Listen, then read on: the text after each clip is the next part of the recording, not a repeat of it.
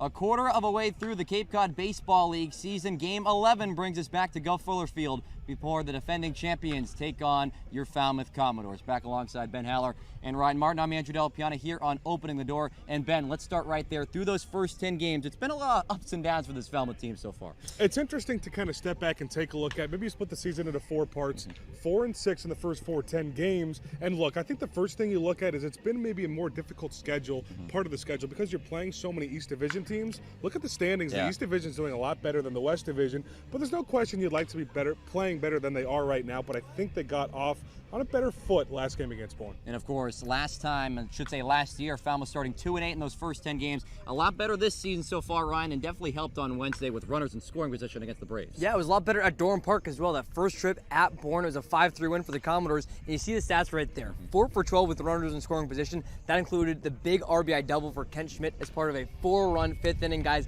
That broke the game open, gave Falmouth's favor.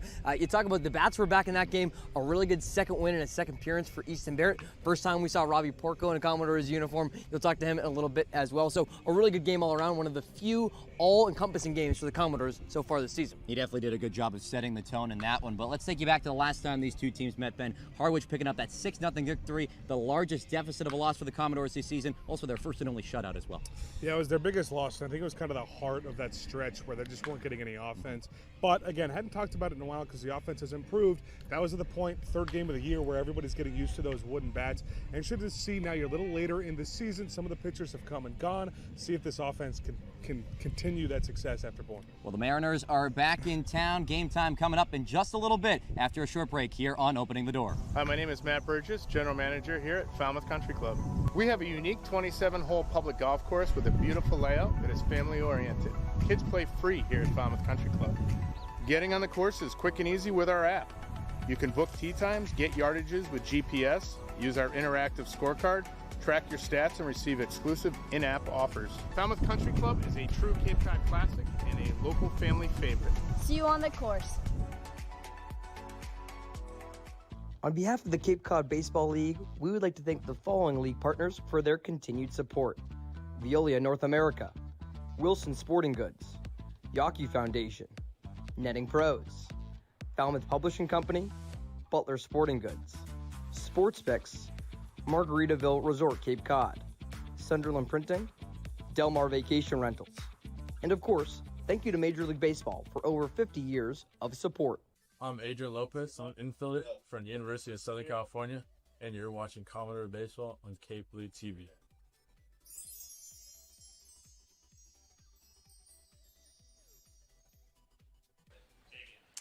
It's a picture-perfect Friday evening for some Cape Cod League baseball. The Falmouth Commodores back at home at Gov Fuller Field, taking on the Harwich Mariners for the 2nd time this season.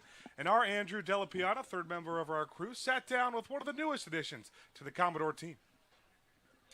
Hi, I'm Jim Murray, owner. Robbie, you made your Cape League debut last time out. How did it feel to get out there for the first time? Felt good. As soon as I got here, I was kind of excited to throw just because it's Cape Cod, Everybody's always talking about it, so it was fun to finally get my feet wet. And what kind of allowed you to settle in so easy and have a good outing? Just having a good time with the guys kind of beforehand in the bullpen, so felt relaxed and was able to go out and show what I can do. You had a good season with the Mountaineers, a sub-5 ERA. How were you able to kind of slash that in half from a year ago? Just about trying to be more consistent in everything I do.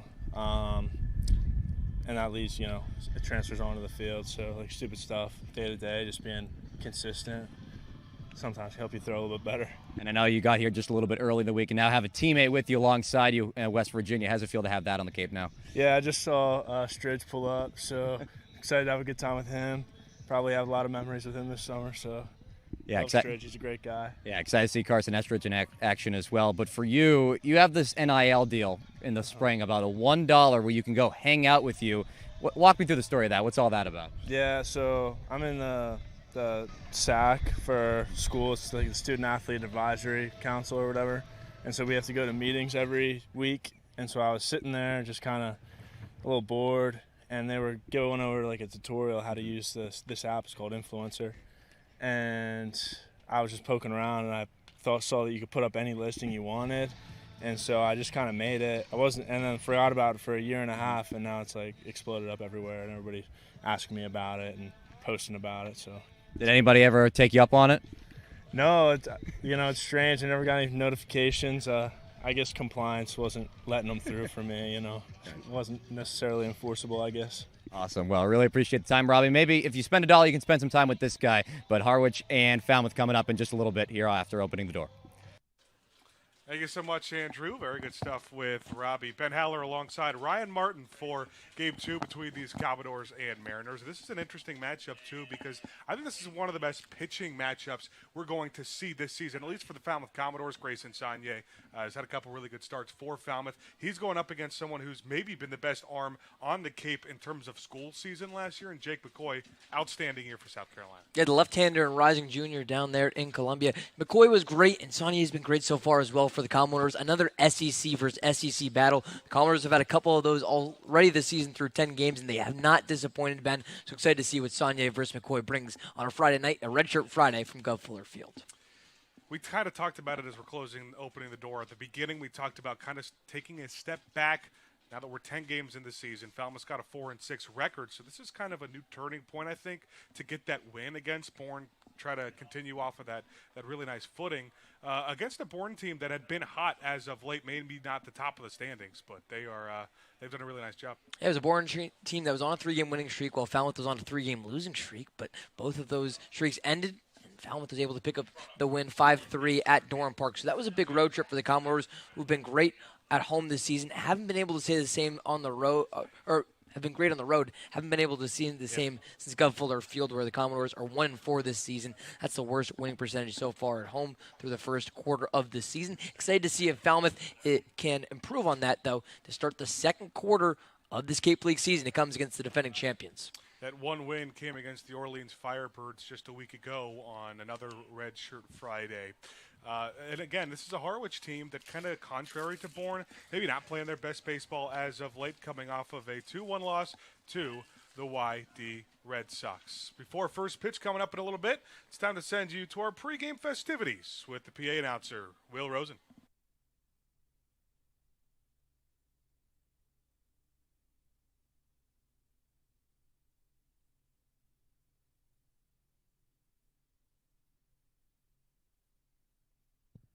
Good evening, ladies and gentlemen, and welcome to Arnie Allen Diamond at Gov Fuller Field for tonight's Cape Cod Baseball League matchup featuring the visiting Harwich Mariners and your Falmouth Commodores. We welcome you to Military Appreciation Night with the Falmouth Commodores. Cape Cod has been home to several military commands since 1911. Joint Base Cape Cod is currently home to 5 military commands, including the Massachusetts Army National Guard, the Massachusetts Air National Guard, the 253rd Combat Communications Group, the 6th Space Warning Squadron, and the United States Coast Guard. These military commands work to protect the land, sea, and air of the northeastern United States. In addition, many military units and service members who work and train at the base are participating in missions around the world. We thank you for your service and sacrifice to our nation. Now let's meet tonight's starting lineups. First for the visiting Harwich Mariners. The manager of the Harwich Mariners is Steve Englert. Leading off the center fielder from Auburn, number 26, Bristol Carter. Batting second, the right fielder from Wofford, number 4, Nico Brini. Batting third, the left fielder from Seton Hall, number 24, Aiden Robbins. Batting fourth, the shortstop from Oregon, number 39, Maddox Maloney. Batting fifth, the catcher from Wake Forest, number 8, Matt Conte. Batting sixth, the third baseman from Kansas State, number 11, D. Kennedy. Batting seventh, the first baseman from Virginia, number 30, Sam Harris. Batting eighth, the second baseman from Kansas State, number 2, Shintaro Inoue. And batting ninth, the designated hitter from Northeastern, number 13, Harrison Feinberg. The pitcher this evening for the Mariners is a left-handed pitcher from the University of South Carolina, number 23, Jake McCoy.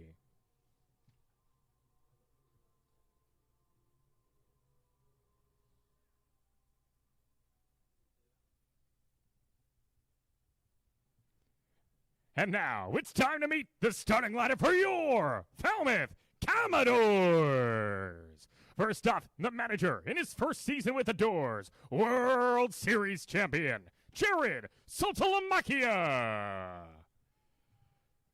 Leading off, the right fielder from the University of Maryland, number 2, Antonio Morales. Batting second, the shortstop from the University of Southern California, number 18, Adrian Lopez. Batting third, the center fielder, number 3, Micah New. Batting fourth, the first baseman from Texas A&M, number 27, Bear Harrison. Batting fifth, the center fielder from Cal Berkeley, number 8, Carl Schmidt. Batting sixth, the catcher from Virginia Tech, number 12, David McCann. Batting seventh, the designated hitter from the University of Notre Dame, number 20, Mark Quattrani. Batting eighth, the left fielder from the University of Tennessee, number 26, Chris Newstrom. And batting ninth, the second baseman from Alabama, number 7, Justin Osterhaus. The pitcher this evening for Falmouth, a righty from the University of Texas, number 1, Grayson Saunier.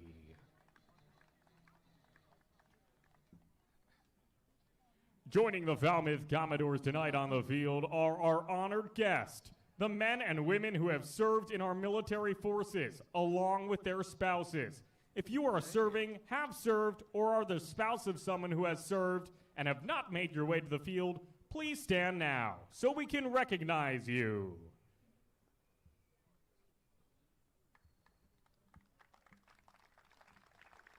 The Falmouth Commodores thank you for your service and sacrifices to protect the freedom, liberty, and democratic way of life for all Americans. Let's give our military veterans and spouses one more round of applause.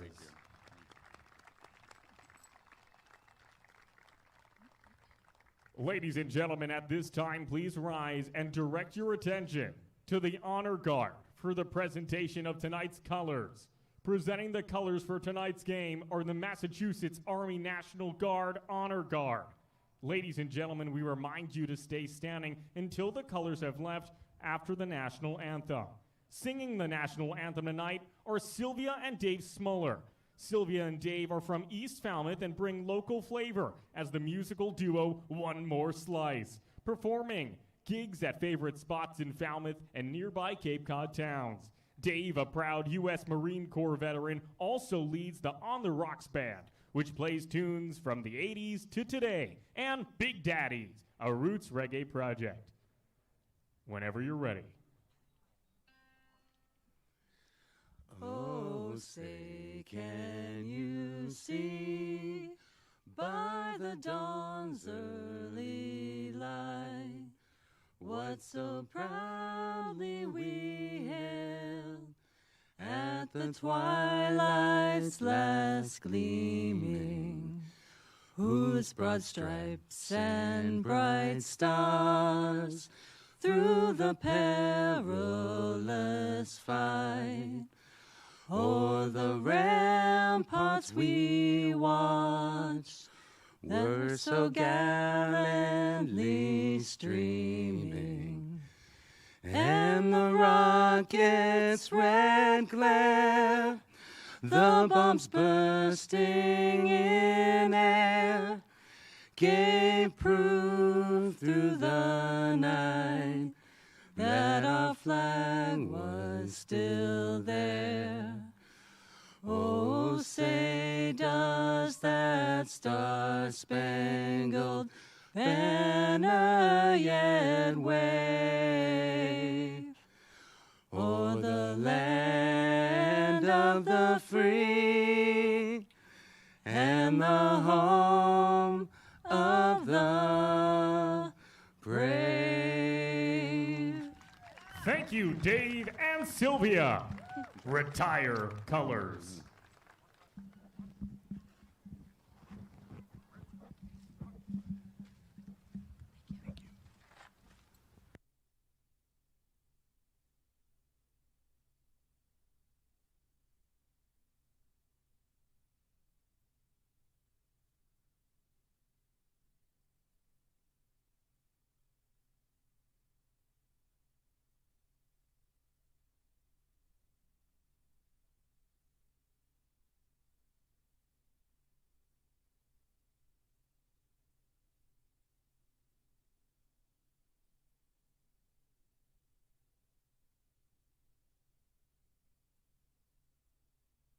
Thank you.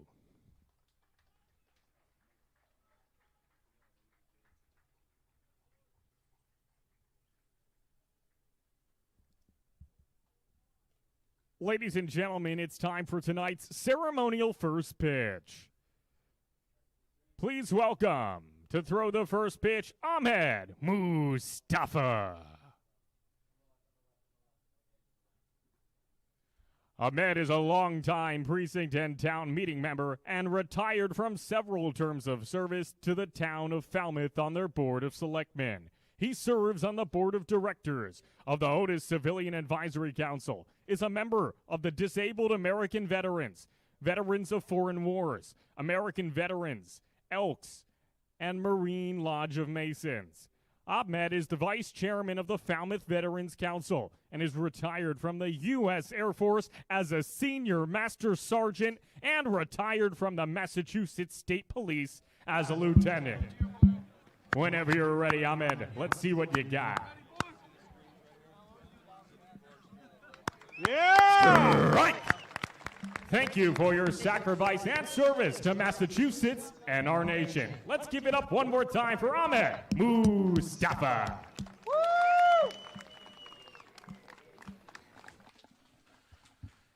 Thank you so much, Will. Welcome back to Cape League TV. Ben Haller alongside Ryan Martin as we count down to first pitch between the Falmouth Commodores and Harwich Mariners on this other redshirt Friday. And we'll get our first chance to look at Grayson Saunier. He's making his third start of the year. Went 4 innings both of those first 2 starts. Pretty good numbers so far. ERA, that's below 5. And total number of 10 strikeouts in those first 2 starts. Yeah, for Saunier, it feels like a while since we've seen him in action. Remember that last start in the 7-3 win right here against Orleans on that redshirt Friday, going 4 innings, allowing 5 hits. 2 earned runs, the 1 walk, the 6 strikeouts, something that those Falmouth Ospreys love to see along the light tower poles, and any Falmouth fan will be happy with that start from the Texas Longhorn. There was a little bit of a stint in that Falmouth rotation after Jack Berg got his first start a few games ago, pushed everyone back, plus the off day. 2 off days this week in the last 4 days, really, for the whole league. Expecting maybe a little bit of rain at some point in the season that we just have not got, but 3 days of baseball coming up for the Falmouth Commodores. But we will take a look at who Grayson Saunier is going to see for the lineup, starting lineup for the Harwich Mariners today. A lot of new additions for him. Aiden Robbins, one of the big ones from Seton Hall. Yeah, Aiden Robbins was great so far for the Pirates. A little bit more on him coming up in this half inning where he's due third, as you see right there. It's a Harwich Mariners lineup under Steve Englert, again, the defending champion manager, that still hasn't found its stride offensively. The Mariners and Commodores make up 2 of the 4 teams, Ben, that are still batting under 200 in 2025. Kind of expected this to be a lower scoring game. We already talked about the pitching matchup, but both teams have had their struggles at the plate at different points in this year. And here is Grayson Saunier. We kind of alluded to with that 4.5 ERA. Pretty similar 2 starts in the first 2. First one came against one of the best offensive teams in the league, though, in Brewster. It did. That was a loss on the home opener to Brewster. And then, as we were mentioning, for Saunier, it's his 3rd start All three have come at Gov Fuller Field. That second one against the Orleans Firebirds had a bit of a better result for Falmouth and a bit of a more quality start for Saunier in that one. So we'll see if we get the Saunier we saw against the Birds or the Saunier we saw against the Caps on the home opener. We had a few cool days the first week of the season. Got pretty cold, got pretty cloudy, and then a kind of a heat wave the start of this week. I think today is about almost as perfect as you're going to get in terms of first pitch temperature. Right at about 69 degrees, feels like not much lower at 66. Not a ton of wind, but the wind for the most part is blowing in, so I wouldn't expect to see a ton of power, ton of home runs in today's game, where we really haven't seen a whole lot of Gov Fuller Field anyway. No, there hasn't been a ton hit out here at Arnie Allen Diamond. You look at the weather right there. The 2 off days in a 4-day span, you got to think that's also accounting for maybe one of those days to be a fill-in day for a rain out. But knock on wood, it's been a good start so far through a quarter of the Cape Cod Baseball League season. So weather's looking pretty nice, even though it is threatening rain a little bit later into this weekend. We'll see if the rain comes down later or if homers come down later, as you were mentioning, past the Gov Fuller Field fence. First time these two teams faced off, it was the one and only time the Falmouth Commodores have got shut out this season. They lost 6-0. It was their largest loss in terms of run differential this year. We will see what that offense can do to improve on last appearance, but we get ready for first pitch as the Auburn Tiger, Bristol Carter, steps into the right-handed batter's box. The first pitch coming once again a little bit early here at Gov Fuller Field, a good amount early. 5:56 is Grayson Saunier, someone who always works out of the stretch. He'll deliver home that first pitch. Carter fouls it back off for a first strike of the count. Carter, a little bit of a late addition for this Harwich team after that first week in the year. Talk about him being at Auburn, transferred from East Carolina after his first year. So going into his junior season down in the SEC. Still hitting below 200 to start this season off, and a changeup right down the middle of the zone puts him down an 0-2 hole. Mariners coming off of a 3-1 loss the last time they played on Wednesday against the Red Sox, another team that is very hot in the Cape League as of late. 0-2 comes up high, backs Carter off of the plate. Talk a little bit more about that Red Sox team later into the broadcast, but it's a YD team that's won 6 consecutive games. That includes wins over this Falmouth and Harwich teams. Saunier spent time at 2 different SEC schools, first couple of years at Ole Miss before transferring to Texas. And he was built up as a starter at Ole Miss, as that's the first strike out of the game, called strike 3. Beautiful movement on front door slider. And we'll look at who Saunier's got playing behind him for Falmouth, a defense that, talked about it last week, hasn't made a ton of mistakes so far this year. Been really consistent. A couple of guys moving positions, though. Bear Harrison will get the start at first base today. Yeah, that's the first time we've seen Harrison at first base. We've talked about how quality the catcher room is. Look at the bottom right of your screen right there. David McCann, Mark Quattroni, Bear Harrison, first-year field manager Jared Saltalamakia finds a way to get all 3 of his catchers into the lineup today. We've mentioned a lot how it might be the strongest part of this Falmouth team position group-wise. So Carter's down on a backwards K. Now I'll bring up the 2-hitter Nico Brini, who squares around a bunt and pulls it back. Wofford Terrier heading into his senior year, not far from here in Plymouth, Massachusetts. Took him a little bit of time before he finally got his first start this past season, more in March, but really broke out after his first start. Almost went off to the left side, and he capped it off with a really good SoCon tourney run. He was 7 for 19 with 8 RBI in those 4 games. Ended up hitting .304 on the season, but still below that Mendoza line to start off the Cape Cod summer season. First start in the last couple of games, too. 1-1 count with 1 out, nobody on base. Pops one up. And not a difficult play for McCann to make in warning track dirt for out number 2. This is exactly what Saunier did his first couple of times. Very efficient first innings. It was the second, third innings where he started to run into some trouble if he had any. Still has only given up a total of 4 runs in his 8 innings of work so far. Now that's 8 2/3. For Sonia, it's all about being efficient with his pitches. He does so through the first 2 batters faced, induces 2 outs on just 7 pitches.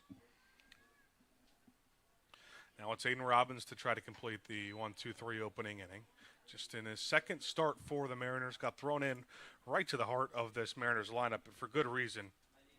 One of the only players in college baseball this past season to finish the season with a 400 batting average. He did so at Seton Hall in the Big East this past year. Another pitch finds the outside corner, and now Robbins down to 0-2 hole. And for Robbins, he could have had a couple May 0-fers too, and that would still be a 400 line. Seton Hall Pirate batting .422. That led the Big East by 30 points. .422, and that is not a small sample size, too. He's someone who started the whole year for the Pirates. It is a Seton Hall team that struggled, and he's behind this fastball. A very quick 1-2-3 inning for Grayson Sagne to start it off. We'll get our first look at the Commodores' bats on the other end of the break on Cape League TV. Hi, my name is Matt Burgess, General Manager here at Falmouth Country Club. We have a unique 27-hole public golf course with a beautiful layout that is family-oriented. Kids play free here at Falmouth Country Club. Getting on the course is quick and easy with our app. You can book tee times, get yardages with GPS, use our interactive scorecard, track your stats, and receive exclusive in-app offers. Falmouth Country Club is a true Cape Cod classic and a local family favorite. See you on the course. On behalf of the Cape Cod Baseball League, we would like to thank the following league partners for their continued support: Veolia North America, Wilson Sporting Goods, Yawkey Foundation, Netting Pros, Falmouth Publishing Company, Butler Sporting Goods, Sports Fix, Margaritaville Resort Cape Cod, Sunderland Printing, Delmar Vacation Rentals, and of course, thank you to Major League Baseball for over 50 years of support. I'm Adrian Lopez. I'm an infielder from the University of Southern California, and you're watching Commodore Baseball on Cape League TV.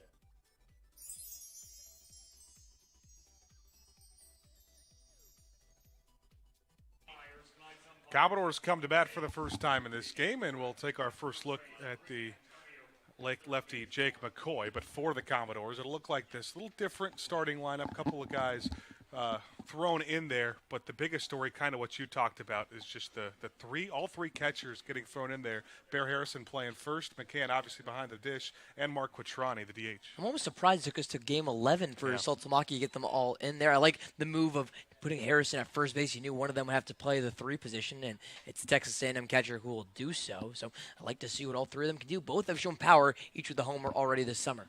Here's McCoy. He was a solidified weekend guy at South Carolina this past season in the SEC, and in his 2 starts so far, he has not given up a run. Similar innings to Grayson Sagne, 8 1/3. That's 4 and 4 1/3 at another game. But the number I'm looking at, Ryan, look at that: 17 strikeouts in his first 2 starts and 8 1/3 innings. Yeah, someone who's been great so far. Again, we mentioned with the Gamecocks, but now he's really transitioned to that, into being one of Harwich's premier pitchers. Again, a big 0 still in the ERA column. How about a sub-1 whip as well? Yeah. That 17-2 is what really pops off the slab, though. Yeah, the ratio, too. Only 2 walks to his 17 strikeouts is very impressive.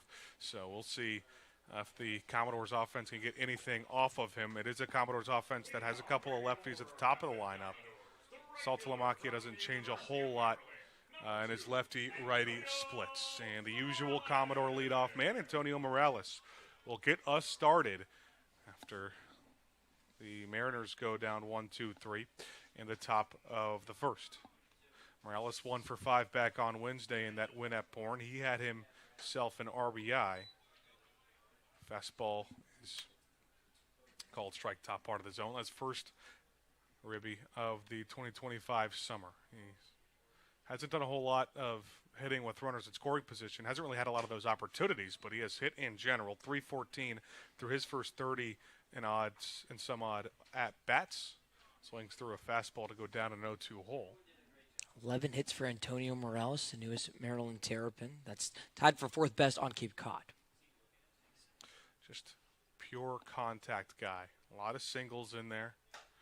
2 a bit off the plate. Morales leaves it off.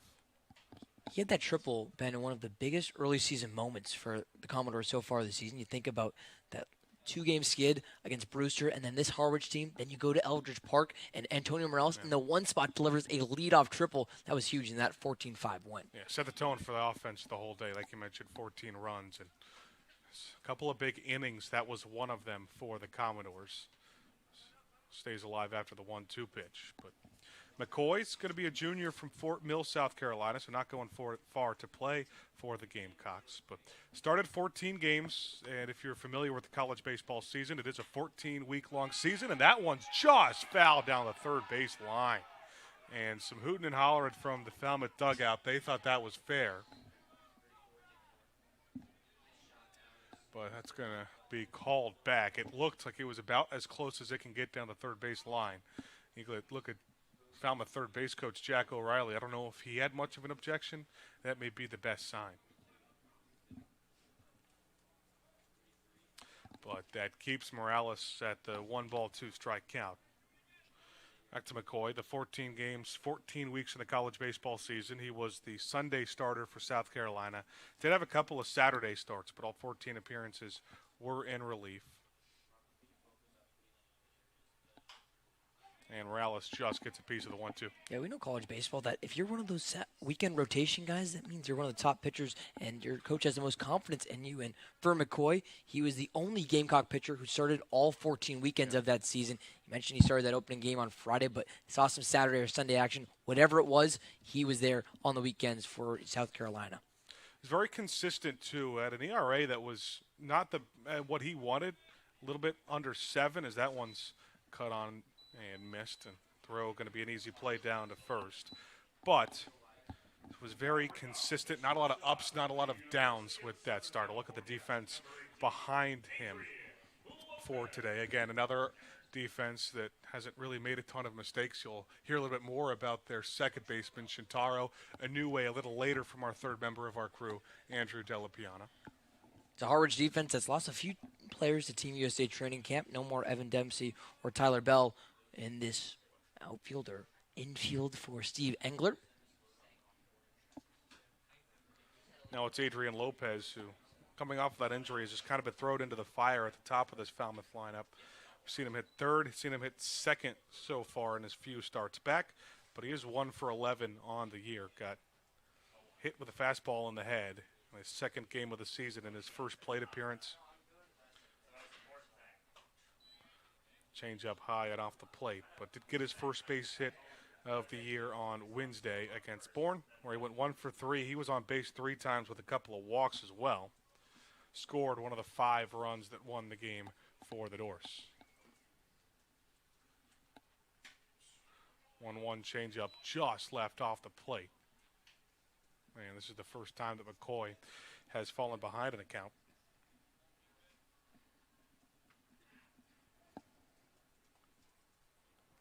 But those 14 SEC starts, or 14 starts in general, has kind of built him up to be someone who can give pretty good length in his starts and make you not use the bullpen as much. Hasn't shown it as much just because, pitch count limits and all those sorts of things. 4 and 4 to third in his 2 starts. Hitters 3-1 count for Lopez with 1 out, nobody on. That one laced hard through the left side for a base hit. Lopez gets his second base hit of the summer as that's thrown back in from left. Hard contact and in the right spot. And doing it in back-to-back games after being hurt and had to see some time off after that loss to Brewster. On Wednesday at Bourne, you mentioned that first hit, also first stolen base and run, and now hits him back-to-back for the USC shortstop. Lopez is the first base runner for either team today, so somebody on with 1 out for Mike Anu, who's been a consistent spot in that 3-hole this year. Called strike on the outer part of the plate. Again, you can tell the lefty McCoy's living on that outside corner to righties. And New has been a little bit cold as of late. Did have 1 hit and an RBI against Bourne. But Saltalamakia keeping him in that 3-hole. This ball off the plate again.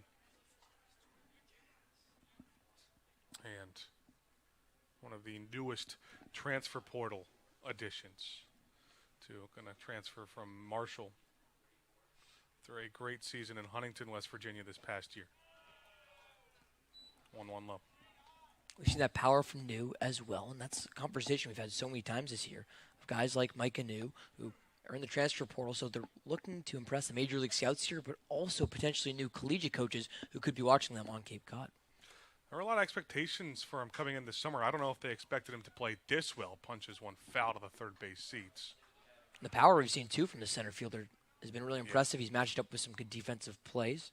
It's now been 8 days since that loss to Brewster, but in that loss to Brewster, it was New who had his third homer in 3 consecutive games between that loss to these, or the win over Orleans, Brewster, and then Orleans. He's pumped 3 home runs, 6 RBIs, sends one out to deep right center. Both Robbins and Brini going back, and he'll drop in front of the wall. Extra bases, easy wave around for Lopez. New stops at second, no throw home, and the Commodores are on the board with an RBI double for Micah New.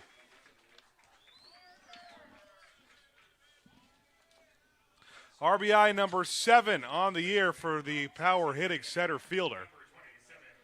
And the Commodores, for the first time this year, have a lead over Harwich. Deja vu to what we saw in that big 5th inning, a 4-run 5th inning in the win at Bourne the other day. Lopez gets on first, and in that game, New had an RBI triple. Now with Lopez on first, an RBI double does the trick for Micah New. So a 1-0 Commodore lead. It's still one in scoring position with just 1 out against McCoy. New takes off with the first pitch here to Harrison with the slide downs in there safely.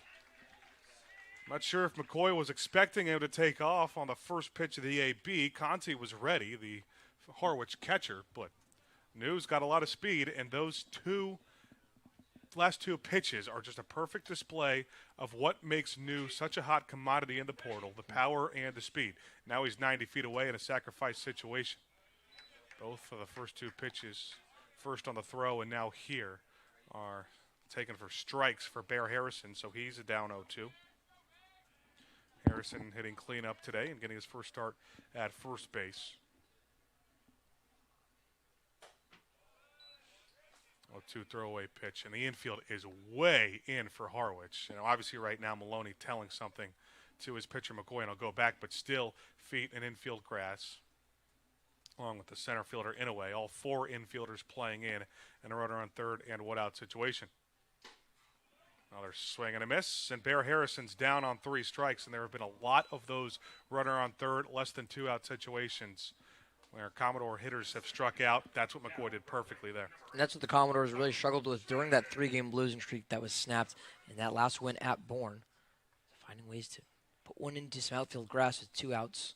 And now the infield can push back after the big second strikeout earned from McCoy.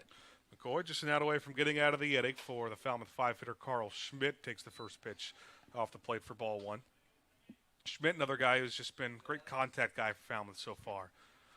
Hitting .310 on the year. OPS at .739 as well. Still looking for his first home run. Fouls went off down the first baseline.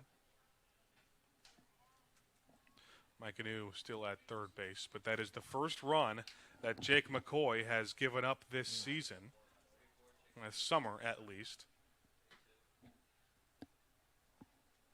So he does pick up strikeouts number 18 and 19 in this inning, though. 1-1 delivery taken high. I love this move from Saltalamacchia to move Carl Schmidt up the lineup. You mentioned the 3-10 average that you can see on the screen there, too. The Cal Golden Bear has played everywhere in the field. We usually see him hitting out of that 8 spot, but with that average up, just about that you can't keep that low. Well, remember, the opening day, he was the leadoff hitter for Falmouth, too. 2-1. Nice job fighting it off down the first baseline for another pretty good crowd at Gov Fuller Field on a redshirt Friday. Beautiful jersey matchup, too. I know we said it the first time the Commodores played Harwich. I love those very reminiscent of Ole Miss powder blue jerseys with the red numbers and lettering. And, obviously, Falmouth with the red jerseys. Schmidt fouls it off again. That was a spot in the leadoff for Carl Schmidt. That was one to forget against the Anglers in that 1-0 win. 0 for 4 and struck out in his first 3 plate appearances. But since then, it's looked like a different Schmidt that we've seen at the plate. He has been hot despite Wednesday going 0 for 3. Did reach on a walk, but again, more towards the bottom of that lineup in that game. Even 2-2 count. Another foul ball for Schmidt, so pitch number 7 of the AB coming up. been a consistent theme with Falmouth so far through the first 10 games, Ben, is not getting as much production at a 2 through 6 as you would hope and that a winning ball club would have. So, like, again, between Schmidt coming up, we've seen Bear Harrison move up, a couple of players in different spots on the lineup card. 2-2 delivery, got him on the changeup. So, Jake McCoy works around the RBI double from Micah New with a few strikeouts, but it's still the Commodores taking a 1-0 lead after one here in Falmouth on Cape League TV. Hi, I'm Jim Murray, owner of Falmouth's historic clam shack, now Jim's Clam Shack. Located on scenic Falmouth Harbor, Jim's Clam Shack is a destination for the best seafood and sunsets on the Cape. We're open 7 days a week, so stop by for lunch or join us for dinner on the rooftop deck. Bring the entire family to try our wide selection of seafood and kid-friendly option. We deliver the freshest products to your plates daily. Jim's Clam Shack, a proud supporter of the Falmouth Commodores. On behalf of the Cape Cod Baseball League, we would like to thank the following league partners for their continued support: Veolia North America, Wilson Sporting Goods, Yawkey Foundation, Netting Pros, Falmouth Publishing Company, Butler Sporting Goods, Sportspix, Margaritaville Resort Cape Cod, Sunderland Printing, Delmar Vacation Rentals, and of course, thank you to Major League Baseball for over 50 years of support. Hi, I'm Grayson Sagne, right-handed pitcher from Texas. I'm a junior, and you're watching Commodores Baseball on Cape League TV. Let's go. Commodores with an early lead against the 5-4-1 Harwich Mariners. The second meeting between these two. Both of them have come at Gov Fuller Field, and it was a first game where the bats just could not get off the ground for the Commodores. Just 5 hits, they got shut out. Yeah, and Ben, remember, this was a game that was still scoreless over half of the way through. It was a 1-run top of the 6th for the Mariners, and they added 2 more in the 7th. That 3-0 lead was all they needed. Added on another 3 insurance runs in the top of the 9th inning to put that game away. The Commodores bats, you see that bottom line, what really sticks out to me, 0 for 4 with runners in scoring position. That kind of started a trend for the Commodores that we've seen so far through this 4-6 start. That changed at Bourne last game, but we'll see if Falmouth has a better response in the second time facing the defending champions. Obviously, the story for the Commodores, like you said, has been not hitting with runners in scoring position. That game, that stat shows me just the 4 at-bats with his runner in scoring position just isn't a lot. Didn't get many base runners in that particular game. Grayson Sagne's second time, actually third time in his 3 starts pitching with a lead. They grabbed leads against Brewster in that first start for him, and then as well against Orleans, where the Commodores picked up the win back at Gov Fuller Field on last Redshirt Friday. But it'll be the middle third of the Harwich lineup, 4-5-6, with Maddox Maloney leading things off. Swing and a miss for strike number 1. Could make an argument Maloney's been maybe the best hitter for Harwich so far this year, which is kind of saying a lot. Only .267 batting average. Does have 1 home run. It's driven 3 in on the year. And foul ball, I think that hit his bat, or hit his foot after that hit the ground. Going to be a junior from Springfield, Oregon. Stayed home to play for the Oregon Ducks, so in his first 2 years of college baseball has spent some time in the Pac-12 and in the Big Ten, but with the same team in each of those 2 conferences. And the Pac-12, 4 teams that came into the Big Ten really came in and dominated. They were 4 of the top 5 teams in the standings. And Sagne goes behind him, almost hit him, but a good job getting out of the way there for Maloney to even the count up at 2-2. And you and I surely know about that, being from Indiana and Maryland collegiately, respectively. Again, UCLA, Oregon. These are some big teams that came into the Big Ten Conference. 2-2 out of the stretch, cut on and missed. Maloney was there early, and he's sat down on strikes. Number 3 on the game for Sagne. So 3 strikeouts on both sides. Those are all 3 outs for Harwich's pitcher McCoy. 1 gone, nobody out. Now the middle of the lineup, we get to the 5-hitter, Matt Conti.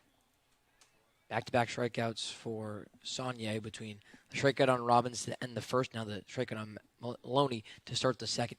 Both against that power part of Harwich's order where Mariners bats go fishing. Changeup barely got a piece of it. And it is, again, just a Harwich team that, yes, has some power, but the leading batting average man in this lineup so far for qualified hitters, at least in today's starting lineup, is just 267. And like you mentioned, had a couple of guys get called up to Team USA.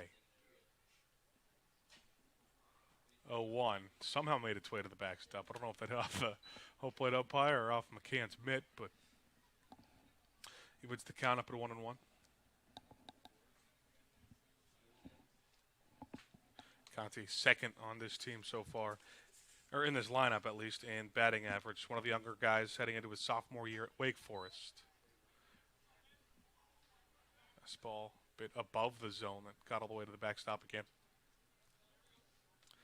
Very big recruit out of high school, local guy, played his high school ball in Andover, Massachusetts, and was named the 2024 Massachusetts Gatorade Player of the Year.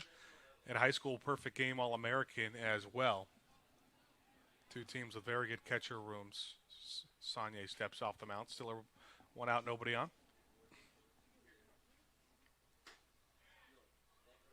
Pitch comes high. Sagne has not had a whole lot of getting down to the count through the first 5 batters so far. Conte wasn't necessarily an everyday starter for Wake Forest a season ago. He did get 29 starts. And a lot of his playing time earlier in the year. So he's behind this fastballer on the count full. But he had his career high in hits and in runs, both in the regional for Wake Forest. 2 hits against Miami of Ohio in that Knoxville regional. Scored 2 runs against Cincinnati in the Knoxville regional. One's fouled off. Wake Forest put up a pretty good fight against Tennessee, forced a Game 7 before the Volunteers took that regional. Antonio Morales, another Wake Forest guy, before transferring to Maryland on Falmouth's side. Still awaiting the payoff. This one's fouled off to the bullpen again. And before Morales' transfer to Maryland, we were talking about how a guy like him will end up in Wake Forest again, someone just from Massachusetts. And it was Morales who was upfront about these Wake Forest guys. They want Northeast players who have a bit more of a chip on their shoulder to prove that region can also play baseball with guys who are from Florida, South Carolina, the South schools that produce so much talent as well. Payoff again, grounded to the left side. Had a good beat on it, throw over to first in time from Adrian Lopez. First ground out that Sagne's induced so far, so first 5 retired for Falmouth. And the first time the Commodores get a look at D. Kennedy was not on the Harwich roster the first time these two teams faced off. A rising junior at Kansas State. And spent some time at Texas, like Grayson Sagne, but they did not spend the same season. Of course, Sagne's first year in Austin was his past junior year. Kennedy was gone before that. And Kennedy's first pitch swinging, this time right at the second baseman, Osterhaus. And an easy throw on to first. So another 1-2-3 inning for Grayson Sagne, pitching with the lead. Commodores will try to add on to that lead with a 2-0, or 1-0 lead rather. Heading to the bottom of the second on Cape League TV.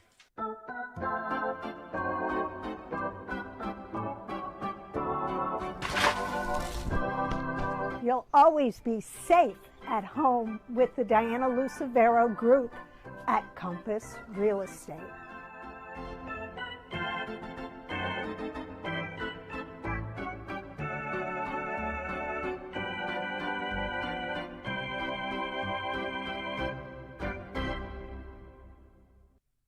There hasn't been a ton of training when it comes to bat speed or products for players to be able to train bat speed.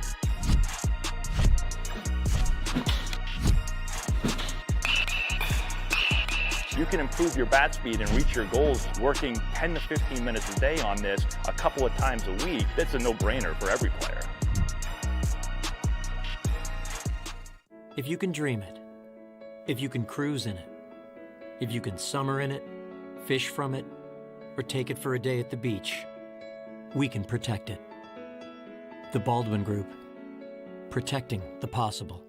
What's up? I'm Kent Schmidt, first base from Georgia Tech, and you're watching Cape League TV.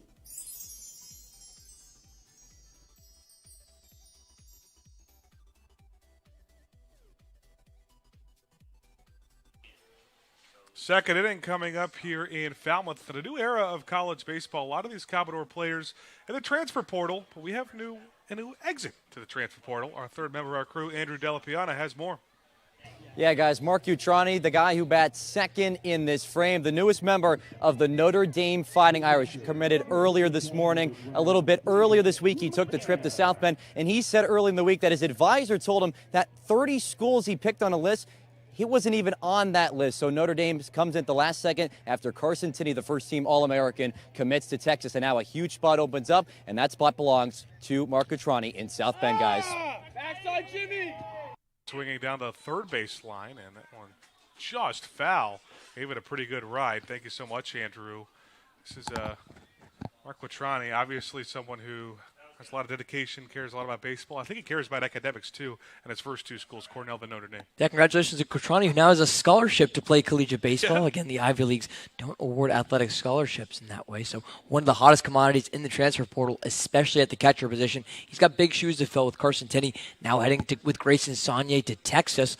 But a good spot for Utrani to land in. Congrats to him. Called strike now to McCann. So after that loud foul ball, he's down to an 0-2 count. It'll be 6, 7, 8 in the Falmouth lineup with a couple of those catchers. Utrani is the designated hitter today after McCann getting the start at catcher at the plate right now. Just left off the plate for ball 1 to him. Bear Harrison playing first base as well, another member of that Falmouth catcher's room. McCann still below the Mendoza line. Small sample size so far on the year, but a 723 OPS, and he's down swinging. Strikeout number 4 for McCoy, and all 4 outs that he's recorded, now one down in the bottom of the second, have been via the K. So far in this game, Ben, we've seen 9 outs, and 7 of them have been through strikeouts between the pitchers and Saunier and McCoy. So now we get to the bottom third of the lineup, and here is the newest Fighting Irish. Playing baseball at Notre Dame next season, it is Mark Utrani. First pitch called, strike top of the zone. Big thing that we talked to him about, and you already mentioned, was now he's got a scholarship to play baseball after the Ivy Leagues didn't give it out. Also going to be able to play a full, 56-game schedule at Notre Dame. Ivy League schools don't do that. That one grounded hard right at Sam Harris. And he'll make the easy jog to step on first for out number 2. Correct. That's that to 8 of the first 11 outs via the strikeout as Utrani grounds out. I'm really interested to see how he takes that jump into South Bend again.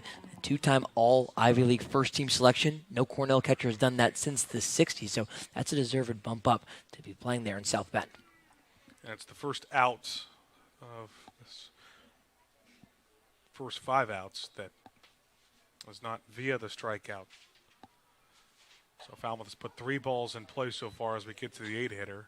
A single, RBI double, and now that ground out from Utrani. 2 quick outs for Chris Newstrom. He's playing left field today, somebody who can play all kinds of different positions. Seen a lot of starts from at short so far. Seen him play left field as well. And now he's down quickly 0-2, as have all 3 in this bottom of the second. Newstrom still just hitting 111. He's got decent playing time to start the summer. This ball off the plate kind of feels like a platoon guy. Not in its natural word, but kind of the same vein where it feels like an every other game kind of start for Newstrom. Does have 1 RBI on the year, but he's got a lot of power and still looking for his first home run of the season. Had 5 of them at Tennessee last year. With a guy like Newstrom, I go back to the conversations we had with first-year field manager Jared Saltamacchia before the season even started. Saltamacchia said when putting this group together, he prioritized defense, and guys can just put the ball into play. That's what you get with a guy like Chris Newstrom. He's had a great glove at short. We'll see him in left field today. He's had a couple times where he's gotten the ball into play as well. Has made hard contact a lot of different times this year, and quality at bats too. He's putting together a pretty nice plate appearance, fouling another one off to keep it 2-2. In a very loaded infield-outfield room, whatever room you want to put them in, but they're in Knoxville. Obviously, a ton of talented bats.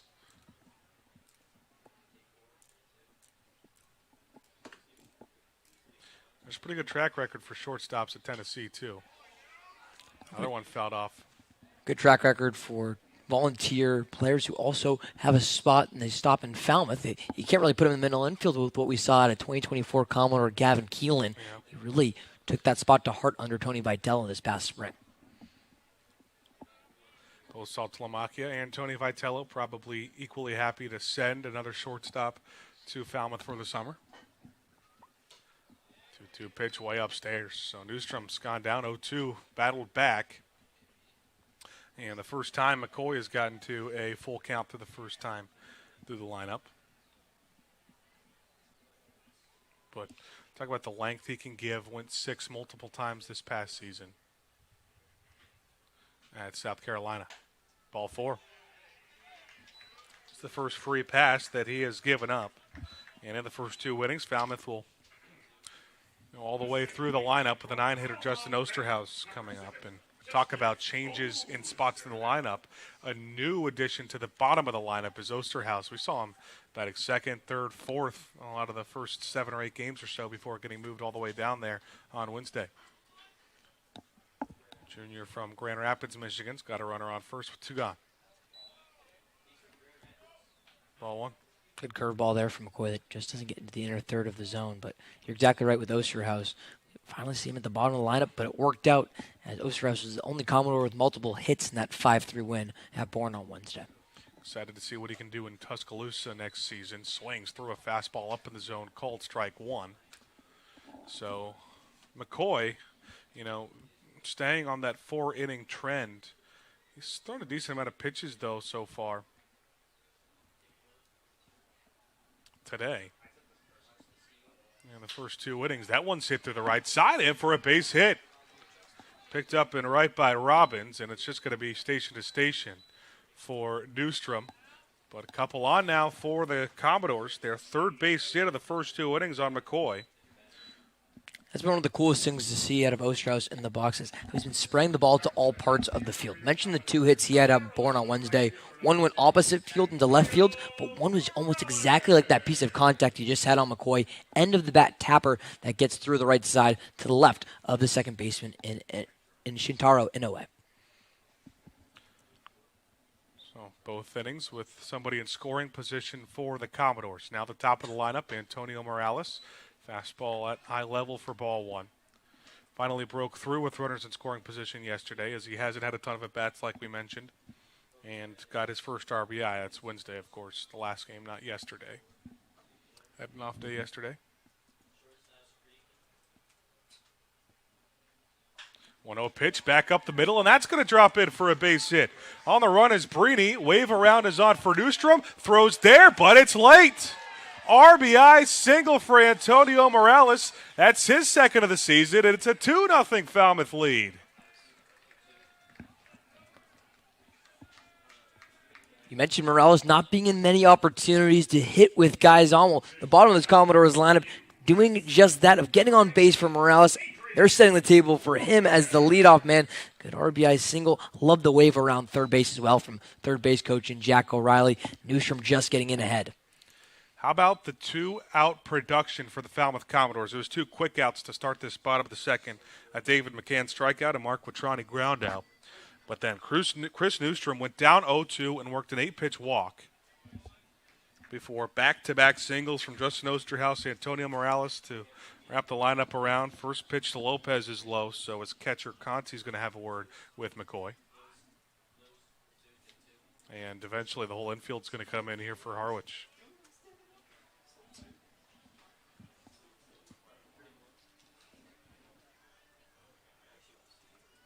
Now there's the 2nd run that McCoy has given up. Now at 48 pitches just in his first 2 innings. So you got to think there's really not much left for him. He only threw a total of 138 pitches in his first 2 starts in those 8 1/3 innings. Lopez will stand back in with another scoring situation. Runners at first and second. Still 2 outs in the inning. Trying to make it back-to-back base hits for the Commodores. He, of course, had the first base hit of the day. Makes him 1 for 1 with the single back of the first. Fastball off the plate now. It's up in the count 2-0.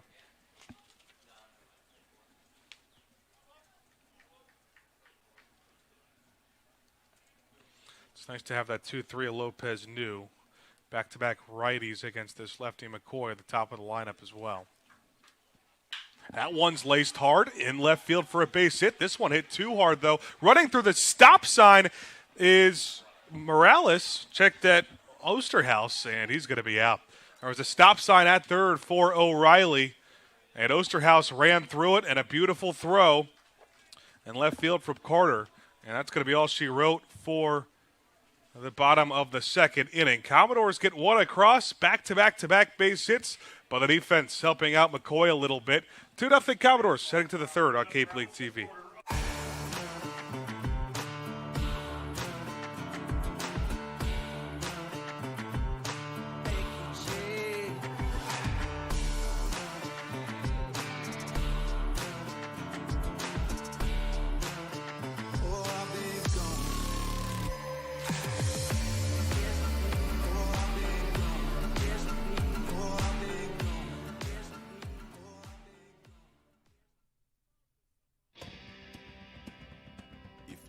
To dig, lift, move, grade, clear, or cut, pump, weld, clean, light, and just about anything else. Dial up the rental source for the newest and the most reliable equipment in New England. Staffed with equipment and construction experts. Milton Rents, your local source. My name's Jack Bird. I'm a left-handed pitcher currently in the transfer portal. You're watching Commodores Baseball on Cape League TV.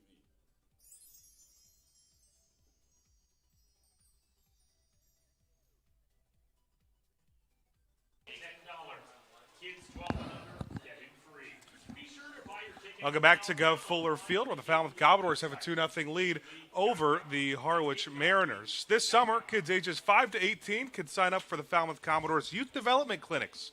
Live a day in the life of a Commodore and train with top college players here at Gov Fuller Field.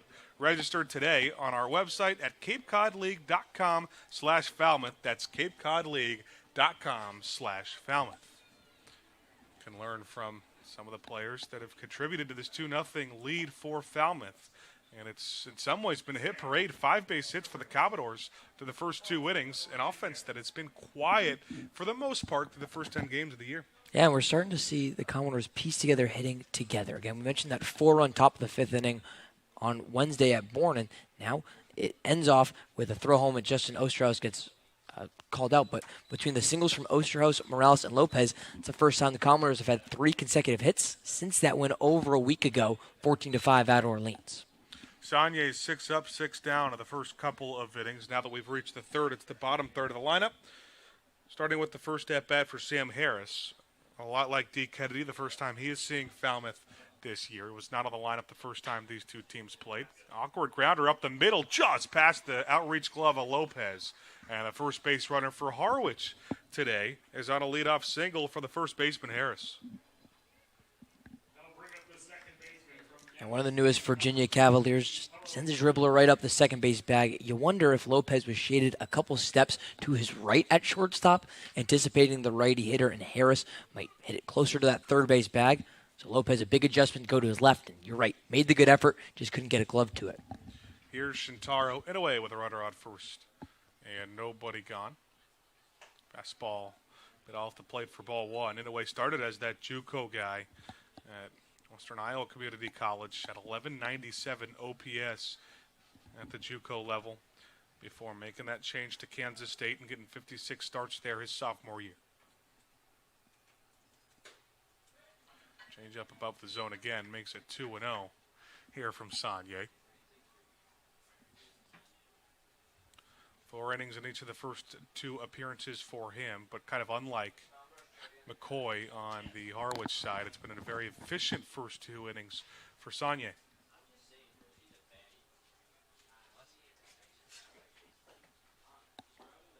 The 2-0 pitch now comes low, and this is the first time Sagne's been down to a 3-0 count. Neither pitcher's been down to a 3-0 count. Done a nice job working up in counts. Getting hitters foul pitches off. There's really only been 1 long plate appearance so far through the first 7 for Sagne. And a get-me-over fastball just catches a piece of the outside corner. Batter number 8 now that Saunier faces. And for McCoy, he's seen everyone through the lineup. Morales and Lopez twice cross. Both of those cards, there's only been one walk that was issued to Newsham before he came home and scored last inning. 3-1 hitters count. Fastball off the plate, so a 5-pitch walk for Inouye. So after the Commodores take that 2-0 lead, all of a sudden the Mariners put the first 2 on in this top of the 3rd inning on a single and a walk. Still the bottom of the lineup, the 9-hitter Feinberg before he flipped things over. Feinberg, the DH, who's just 1 for 10 in his first plate appearance, his first at-bats, rather, on the Cape. Not a ton of starts, not really an everyday starter, but he did have one against Falmouth earlier this year. He's got 2 on, nobody out. First pitch right down the middle of the zone, and immediately you notice that extremely closed stance from Feinberg with the righty with his left foot way in front of his right foot. And quick meeting here for David McCann, just between McCann and Saunier to talk things over. Could be something about the pitch comm, as the first thing that Saunier says and looks as he goes again toward the left wristband, where the signal from McCann would come in. Maybe something signal-wise just between them two, because there's no look to the dugout to fix any pitch comm issues. And Feinberg back in the box with that closed stance we were talking about. Now 0-1. Now leave it up at 1-1.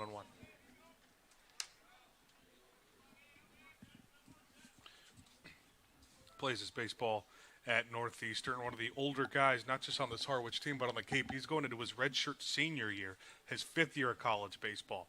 Coming over from Greenwich, Connecticut. 1-1 breaking ball high again. At 58 starts this past season in the Coastal Athletic Association, a .367 batting average. For a Northeastern team that had a storybook season, at least regular season. Check swing, fastball inside, 3-1. They won 27 straight games, Northeastern did, before the regional. Came in extremely hot, winning the Coastal Championship. Once they got to the regional, they just played some really good teams. Florida State, Mississippi State. And the 3-1 pitch is low. So back-to-back 5-pitch walks for Grayson Saunier, and they're loaded for the Mariners with nobody out in the 3rd.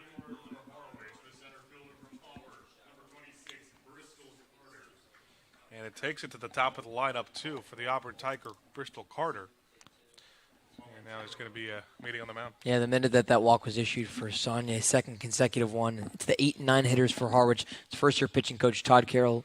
It's off the bench in the Commodores dugout and walks over to have his word with his Texas Longhorn righty.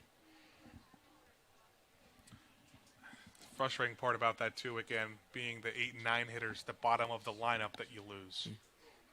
Remember, it was Saunier who mowed down the top of Harwich's order to begin, retiring the first 6 Mariner batters. You go strikeout, pop-up, strikeout, ground out in the first 2 innings. Before the 7, 8, 9 hitters all get on, a single, a walk, and another walk. Now at the top of the lineup, Bristol Carter, who was the first strikeout victim of Saunier back in the 1st. So, the game-tying run stands at 2nd. There's someone just 90 feet away with the bases loaded. Now they're going to go through signs. McCann looks to the Falmouth dugout.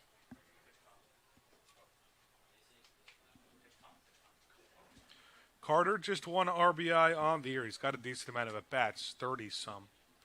It's only a .437 OPS so far. His first pitch swinging. Way in front of that breaking ball. An Auburn team who did have a very successful season as well. Actually finished the regular season in the top 4. Getting to host a regional and a super regional. Fell back before they ran into a team kind of similar to Northeastern, who was just extremely hot at the time in Coastal Carolina. They had not lost a game in the regional, and they did not lose a game in the super regional either, sweeping Auburn in Auburn.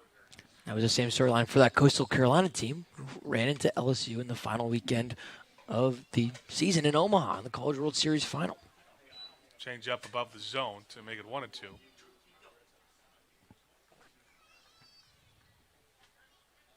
Coastal team ran through their own regional before running through Auburn and then getting to the championship like you mentioned.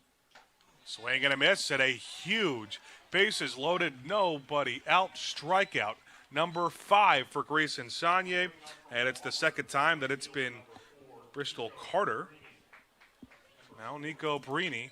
Infield comes in for Falmouth. Base is still loaded. And whatever Todd Carroll said to him before that at bat, I'm sure he's going to be replaying that in his head for Brini. He was 0 for 1 today with a pop-up behind home plate to the catcher. It's still Harris on third, Inouye on second, and Feidberg on first. First pitch fouled back. And you could tell right away he did the same thing with Carter, just getting ahead of the count early, unlike the first 3 batters of this inning.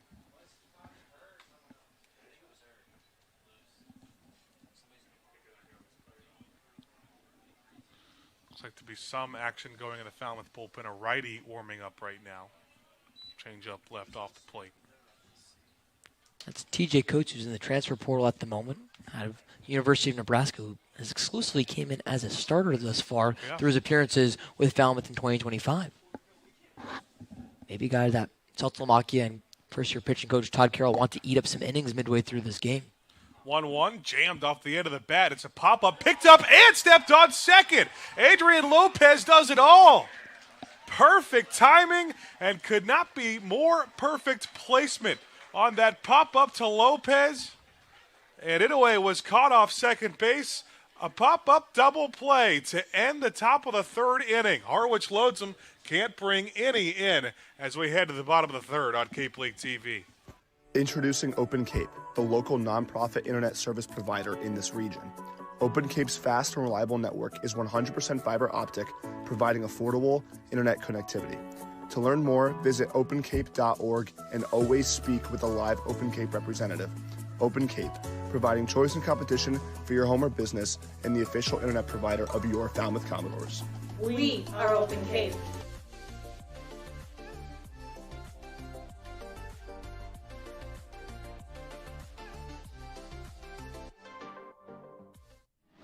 Cape Cod 5 is proud to be the official banking partner of the Cape Cod Baseball League. Cape Cod 5 offers a broad range of financial products and services tailored for every stage in your financial journey. Reach out to us. We're here to help. Here at the Mass State Lottery, we're known for our monster wins. But there's no bigger win than the $1 billion we provide each year to support all 351 cities and towns in Massachusetts. In our game, we know that supporting local businesses and helping communities is how we all win. Because at the lottery, we're all playing for the home team. The Mass State Lottery. Welcome to the state of winning. Welcome back to Cape League TV down here on the field. We got a little bingo baseball with Joe Sabbath and the guy that brought to him, Brendan Driscoll, one of our game day analytic guys. Now, Joe, I know he brought this to the forefront. How close are we to getting the baseball bingo? Actually, Micah right here is about to hit a home run and complete my bingo board, and we're gonna get that free ice cream. I'm excited. So we just need the pickle, the home run. Why bring these guys the idea to you? Well, you know, earlier today I was at our game day intern table at the tent back there. You know, I saw it, and I was like, you know, this would be a great idea. I'd give it to the guys, get them engaged in the game even more. Awesome. Thanks so much, guys. Best of luck going forward. Back up to Ben and you, Ryan. Why don't we have bingo cards? I think Brendan needs to bring us some bingo cards we could play here in the booth. That's a great story there by Andrew, and thanks so much, Joe and Brendan, for coming on. I think, could you do a scorebook and bingo and call a game at the same time? There is no doubt in my mind I would forget when something happens, but so you can kind of go back. I have the scorecard to tell me what has happened. If, you know, I look at the bingo card and realize I forget something, so I don't know. I have my flashcards here, scorecard. I might have to get a bingo card as well. I don't know if I have enough ink in my pen for it. Check swing from Micah New as it's 3-4-5 of the Falmouth lineup to start things off. New, An RBI double the first time up, and his pitcher Joe Sabbath says that he thinks he's about to hit a home run to complete his bingo, so we'll have to get another look at Sabbath if that happens. Check swing on a pitch low. New didn't think he went, but it's called strike 2. That RBI was number 7 on the season for him back in the first inning. It's one down the right field line. Robbins going towards it. That's tailing foul. It hits fair. Rounding first, New is going to stop there after it's picked up in foul territory. Not sure how that stayed fair, but 2 doubles for Micah New to start this game off. And a runner in scoring position with nobody out of the third. Falmouth already with a pair of extra base hits. Both are courtesy of Micah New doubles, getting it started just as he did in the first inning. Now, to begin the third, it's New back on second for the Commodores. Now it's Bear Harrison, the Falmouth first baseman. Struck out swinging his last time up where he had a runner on second base with just 1 out. This ball called strike off the plate. So the first inning production came with 1 out. The second inning, they went a 2-out walk after 3 straight singles to bring a run in. Now we'll see what they can do with guys on base with nobody out. Wait for New to lead it off. Harrison takes a pitch high and outside. See if McCoy can finish those 4 innings. He's now at 56 pitches, only 36 of them for strikes. Still has the strikeouts number, though, 4 of them on his first 6 outs that he's recorded. Strike on top of the plate, top of the zone, rather. Puts his season total up to 21, and he has only walked 1 batter today. That makes it a 21-3 strikeout to walk ratio. That is a very good number. 1-2, check swing, called, strike 3. Harrison knew it, frustrated with that second strike call. But strikeout number 5 on the game here for McCoy. And a big one to keep the runner at second base. Can't advance the runner. Our sacrifice situation. Now Carl Schmidt will come up with 1 out and a runner on second.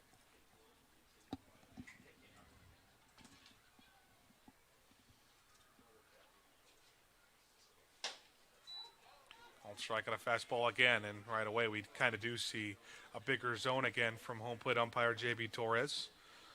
He's out there with first base umpire Rick Antonio and third base umpire Warren Nicholson. Strike in the same exact spot. And if the lefty McCoy is living on that outside corner to righties, and they're going to take it, he's just going to keep pounding that exact same spot. Schmidt was another one of the strikeout victims, 1 of 5. Actually, only 4 victims. Harrison is 2, but 5 total strikeouts so far for McCoy. 1-2 inside. You mentioned the 5 strikeouts so far for McCoy. 1 was on Morales, the leadoff man, and the other 4 between the pair with Harrison, 1 with Schmidt, 1 with McCann. It's all been the middle third of the order, 4, 5, 6, who have had the 4 of the 5. Schmidt does a nice job fouling it off. It was very long at bat before he went down his first time up, as we've seen a lot with Schmidt. And I think that kind of, makes sense, that what you just brought up with how these first few innings have gone for McCoy. Had the early struggles where he gave up that RBI double, the third batter of the game, and he settled in before that hit parade for Falmouth back in the second. Called strike 3 on the outer part of the plate. That's 6 of them for McCoy now. And that leadoff double for Micah New, because the third out of last inning was on a runner getting thrown out, that made it 4 straight base hits, all the way from Justin Osterhaus at the bottom of the lineup to Morales Lopez New. Before Harrison struck out, Schmidt does the same. Now, last hope to get the runner in from second is a 6-hitter David McCann, who also struck out his first time, up way in front of the breaker there. That curveball's worked really well for McCoy so far in this outing into his third inning of work. That first pitch strike on McCann, 81 miles an hour, right at top of the zone. Now there's a stoppage of play from third base umpire Warren Nicholson. Not sure what that was about. I think he had dirt in his eye or something like that. That's at least what our director Kyle Klimas says.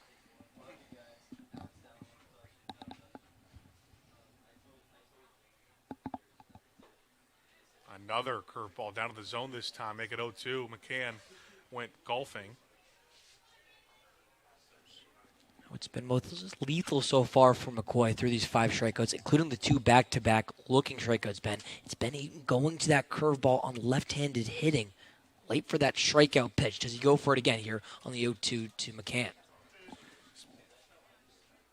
Started well against right-handed hitting. Now will face the lefty McCann. Swung on and missed. 3 pitches and strikeout number 7 for McCoy. So he gives up the leadoff double. 4 straight hits for Falmouth, but then strikes out the next 3 to leave the runner stranded. A third of the way through. It's all Commodores, though, offensively. 2-0 Falmouth as we head to the 4th on Cape League TV.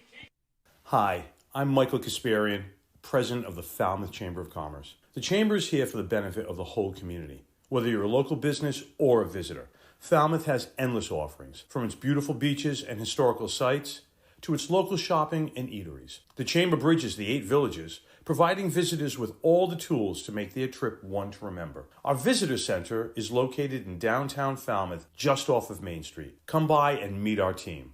The Falmouth Chamber of Commerce, your community connection. You can make any bat feel lighter by adding a velo puck knob. Instead of having to go get a whole entirely new bat, you can simply add the puck to it. Players can use this with any bat. It's basically going to shift the weight of the bat a little bit more towards the hands. Players are able to hit the ball a lot harder just by simply adding the puck on.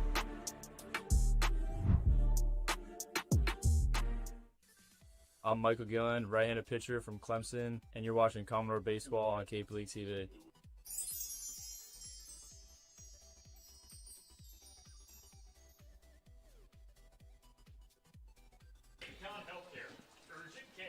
Welcome back to Go Fuller Field. We reach inning number 4 between the Commodores and Mariners, and Falmouth in the driver's seat right now. And now that we have reached the top of the 4th inning, it is time for our trivia question of the day. Here is tonight's question. Before Harwich in 2024, who was the last sub-500 team to win the CCBL title? Wareham in 2012, Katuitt in 19, Brewster in 17 were born in 2009. It was a 16-24 record for Harwich last year before they snuck into the playoffs, actually got the 3 seed. And, of course, as always, you can play along at home by tweeting your answer and including the hashtag Doors Trivia. Stay tuned for the answer in the bottom of the 4th inning. That's hashtag Doors Trivia. You got a thought, Ryan? I was going to say a lot of answers right there. I wouldn't be surprised again. The closest one was a half decade ago in 2009. I'm going to say 2012, on that team in 2012. I want to say, I got to see that graphic again. I think it was Katuitt in 2012. I think that's right. Whatever Katuitt was in 2012 19, I think. But first pitch swinging and a lace single into left field. She's going to turn first. Aiden Robbins will stop at first. Next 2 innings for Harwich, they have put their leadoff man on by 2 leadoff singles. Sam Harris back in the 3rd, and now it's Aiden Robbins in the 4th, and that is the first base hit of the Cape Cod League season for Aiden Robbins. Makes him now 1 for 5 in his first 2 games, striking out in the 1st inning. Now it's Maddox Maloney with a runner on first, nobody out. He takes the first pitch, outer part of the plate. It's called strike 1. Good call strike for Saunier after allowing the 2nd consecutive leadoff single. You got to look there at the slider for Saunier. He always also has the fastball, cutter, and changeup at his disposal. Will actually use that slider that you just saw more than his 4-seam fastball. Maloney's 0 for 1. He struck out as well. That led off the 2nd inning. Leaves this one alone. 34% usage with the sliders. You see it there again. 31% with the fastball that will top out at 93.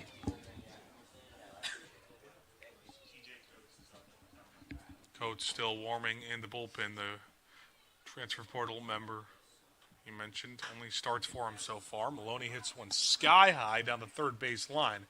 It's the shortstop Lopez calling everyone off and making the play at foul territory. So better response this inning to the leadoff single after Saunier walked the next 2 batters in that 3rd before a strikeout and a pop-up double play where Adrian Lopez was in the right place, right time, and stepped on second.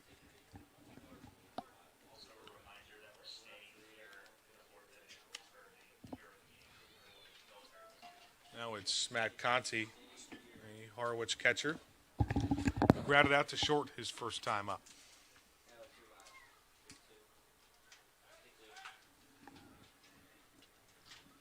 McKay checks on first. Well, Robbins does have a decent amount of speed, a few stolen bases with the Pirates at Seton Hall last year. It's back-to-back years for Robbins, hitting over 300 too. Conti fouls with the first pitch off.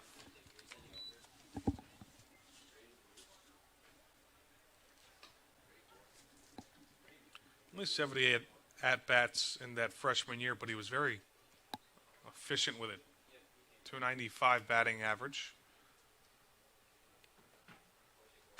One pitch, grounded right at Lopez. Turned to second, to first. In time, a 6-4-3 double play. 2 straight innings with a lead-off single, and 2 straight innings where Adrian Lopez is part of a double play to leave the runners stranded. Nothing across for Harwich in the top of the 4th. It's still the Falmouth Commodores with a 2-0 lead. And, of course, today at Gov Fuller Field is Veteran Appreciation Night. So we have our hero of the night representation with Will Rosen, our PA announcer.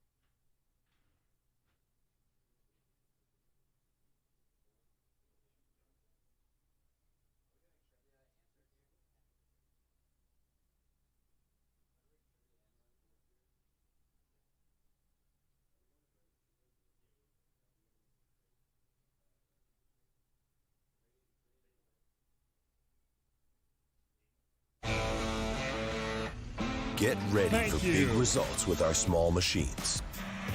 With more power, performance, comfort, and savings. They are ready for every job. And we're ready with plenty of inventory, the best support in the business, same-day parts availability, and locations across the Northeast. So you can always be ready to work. Milton Cat, always ready. Introducing Open Cape, the local nonprofit internet service provider in this region. Open Cape's fast and reliable network is 100% fiber optic, providing affordable internet connectivity. To learn more, visit opencape.org and always speak with a live Open Cape representative. Open Cape, providing choice and competition for your home or business and the official internet provider of your Falmouth Commodores. We are Open Cape.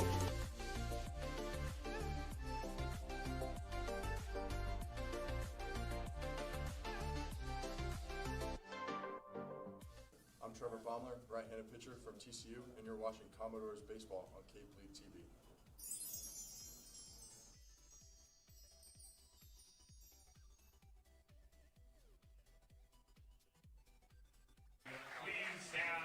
Grayson Sagne cruising for the Falmouth Commodores, and Jake McKay starting to settle in a little bit for Harwich as well, but it is a 2-0 Commodores lead as we do get a look at the Doors trivia answer of the game. The Wareham Gatemen in 2012, so you had the right year, you just could not remember which team it was. So I'll give you half credit. You can get half a point for getting that answer correct. They were 17-23 in their 40-game regular season. One game actually better than the Harwich Mariners last year. Get a quick look at our military hero of the game on Military Appreciation Night. Nice handshake for first-year manager Jared Saltzlamaki as well. I'll give myself maybe a quarter credit. Again, the team's the most important part. Yeah, He was right. I didn't take a quick or long enough look at the graphic, but A is the answer. Another good question. And a timely one with Harwich in town from our producer, Dan Papilla. Yeah, Dan's killing it with the trivia questions, too. There's been some easy ones, but this one came back as a moderately difficult one. But obviously, both 2012 with the Gatemen and last year for the Mariners, just insane runs once they get to the playoffs. Now, there was a move in the postseason where that might not be as common now that the first round of the playoffs is no longer just one game. Anything can happen in one game. It is moved to a 3-game series, so all 3 rounds of the Cape Cod League playoffs this year will be 3-game series. Well, you go back to that 2024 championship year with Harwich. It was such an interesting year for the Mariners, who lost 16 of 17 consecutive games in the month of July. But then to end off the regular season, Harwich wins 6 of its final 7. Then you mentioned that one-game playoff with anything could happen. The Mariners win 4 of the 5 playoff games that they played en route to that championship game. And remember, they took the Bourne Braves all the way to the 3rd game of the championship series, but won that prevalent Game 3 on August 12th. Jake McCoy looks at the bottom third of this Falmouth lineup and fires a first pitch. Strike to Mark Quattrani, who grounded out to first his first time up. Last inning, Falmouth got it started with a leadoff double by Micah New, and then McCoy was not messing around, struck out the next 3. He's got 7 of them today in his 3+ innings of work so far. He had an even 1-1 count now on Quattrani, the newest member of the Notre Dame Fighting Irish, who towards the bottom of the ACC this season, but they've had some very successful years. Made it all the way to the College World Series back in 2021, I want to call it, maybe 22.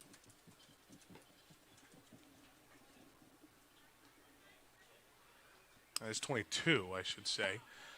This ball off the plate. Quattrani is going to start it off with a 3-1 count. Program that's got a little bit of history and trying to keep that going a little bit.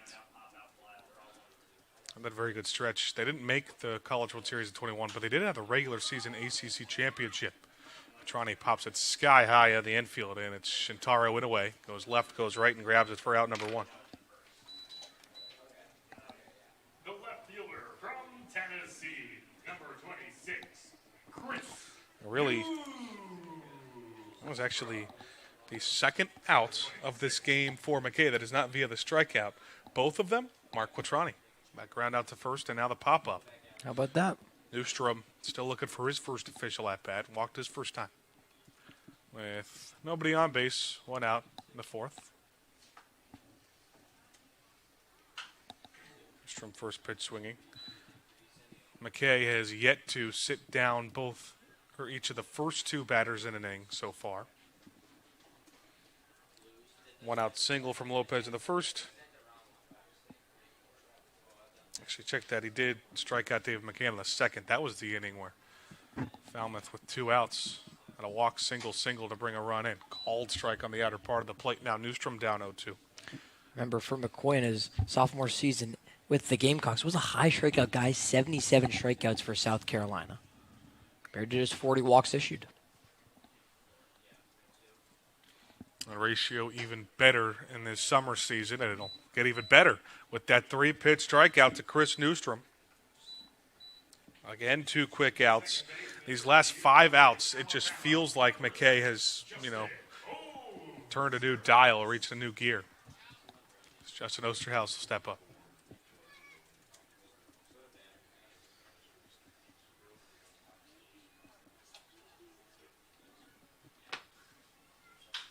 His first pitch swinging into right center, and that'll fall in for his second base hit of the day. That's also his second 2-out single. Osterhaus starting to figure it out a little bit. Back-to-back 2-hit games for Osterhaus. He went 2 for 3 on Wednesday against Bourne with a walk.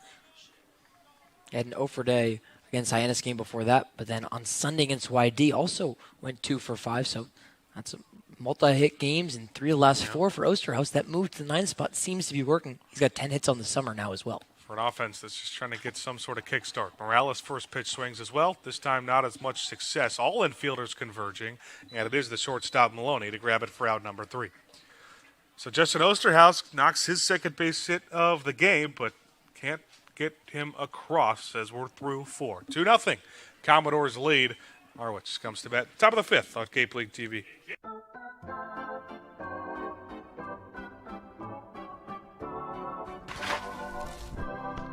You'll always be safe at home with the Diana Lucevero Group at Compass Real Estate.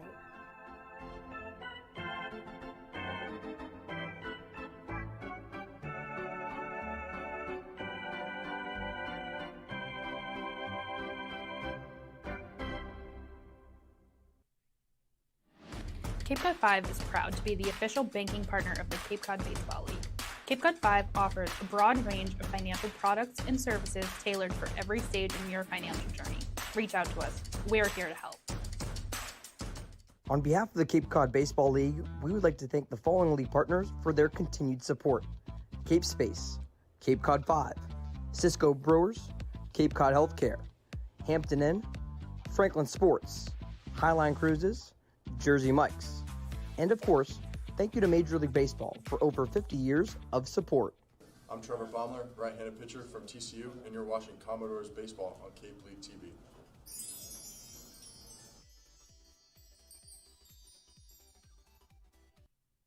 Falmouth Commodores open the door to the bullpen for the first time today as we've reached the 5th inning.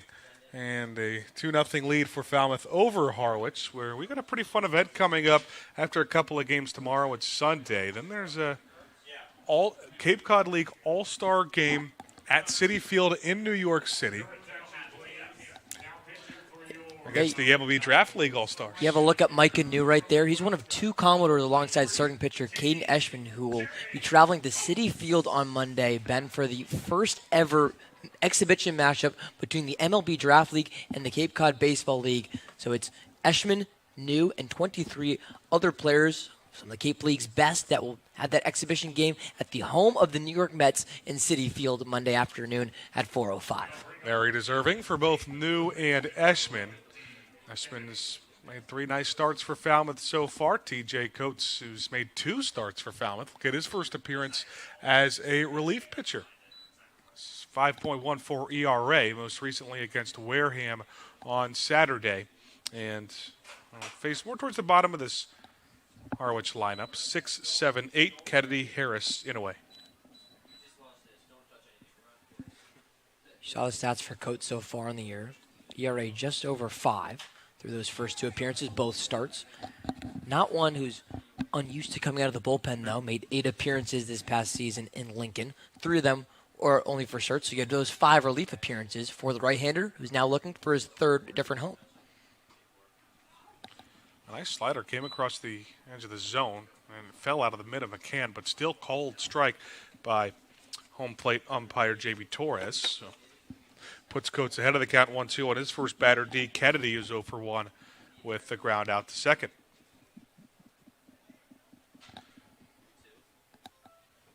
1-2 in the dirt. So how about this?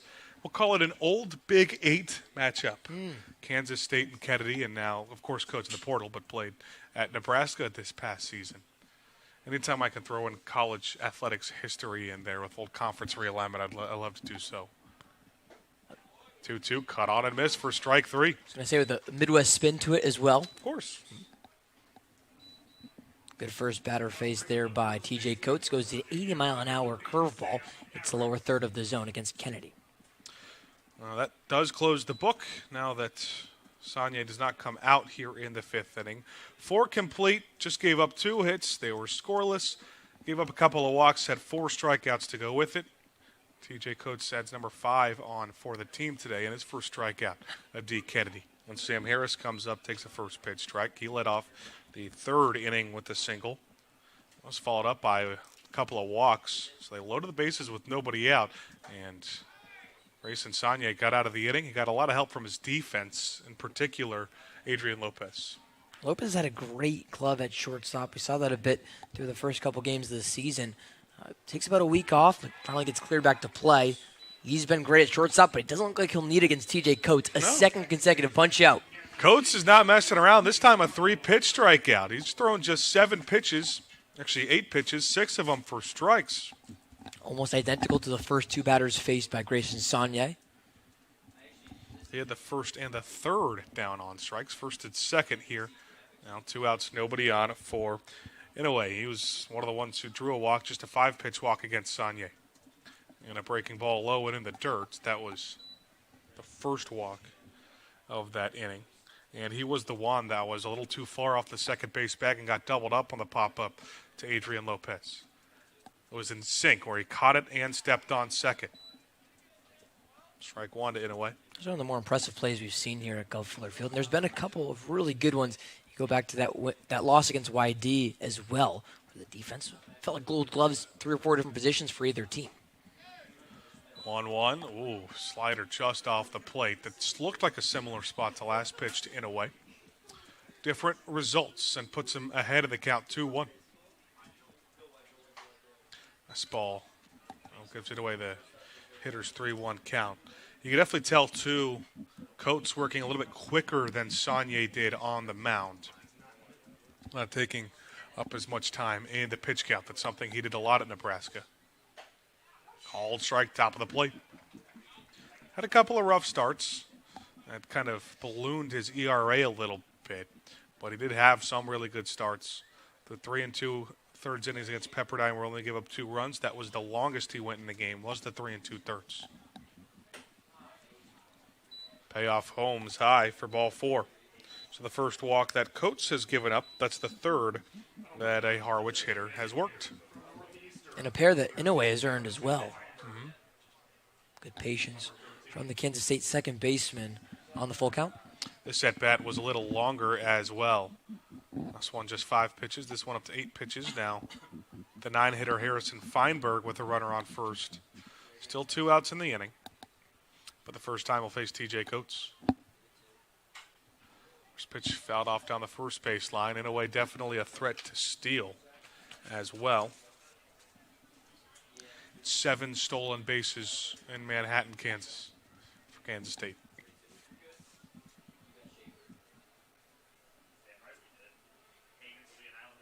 And he's caught off first.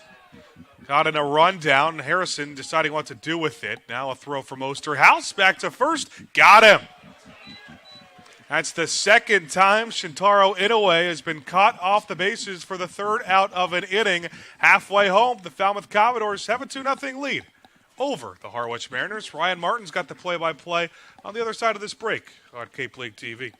Hi, I'm Jim Murray, owner of Falmouth's historic clam shack, now Jim's Clam Shack. Located on scenic Falmouth Harbor, Jim's Clam Shack is a destination for the best seafood and sunsets on the Cape. We're open 7 days a week, so stop by for lunch or join us for dinner on the rooftop deck. Bring the entire family to try our wide selection of seafood and kid-friendly option. We deliver the freshest products to your plates daily. Jim's Clam Shack, a proud supporter of the Falmouth Commodores. Hi, I'm Michael Kasparian, President of the Falmouth Chamber of Commerce. The Chamber is here for the benefit of the whole community. Whether you're a local business or a visitor, Falmouth has endless offerings, from its beautiful beaches and historical sites to its local shopping and eateries. The Chamber bridges the 8 villages, providing visitors with all the tools to make their trip one to remember. Our visitor center is located in downtown Falmouth, just off of Main Street. Come by and meet our team.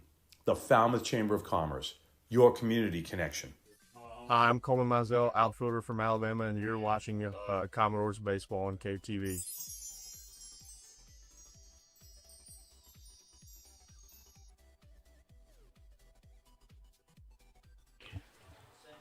Bottom of the 5th inning here at Gulf Fuller Field, where the Falmouth Commodores still up by 2 over the Harwich Mariners, who send out a new pitcher to begin this half inning.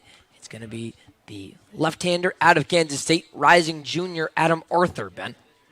Yeah, Arthur is someone who I think it's just an awkward arm angle, and the second time in 3 games, actually, that Falmouth will face 2 lefties to start a game. They did so against Hyannis on Tuesday, but Arthur had a great season at Kansas State a year ago, and is just somebody that, again, has that awkward arm angle, going to be really tough for lefties to see in a Falmouth lineup that has a lot of lefties.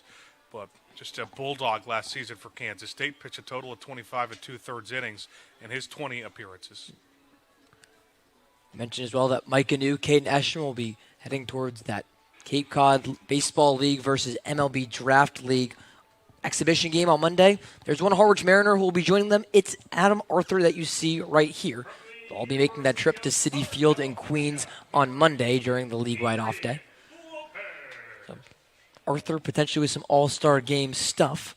That'll put the test now against 2, 3, and 4 in the Commodores' lineup. It starts with the USC shortstop Adrian Lopez. He's 2 for 2 so far today with a pair of singles.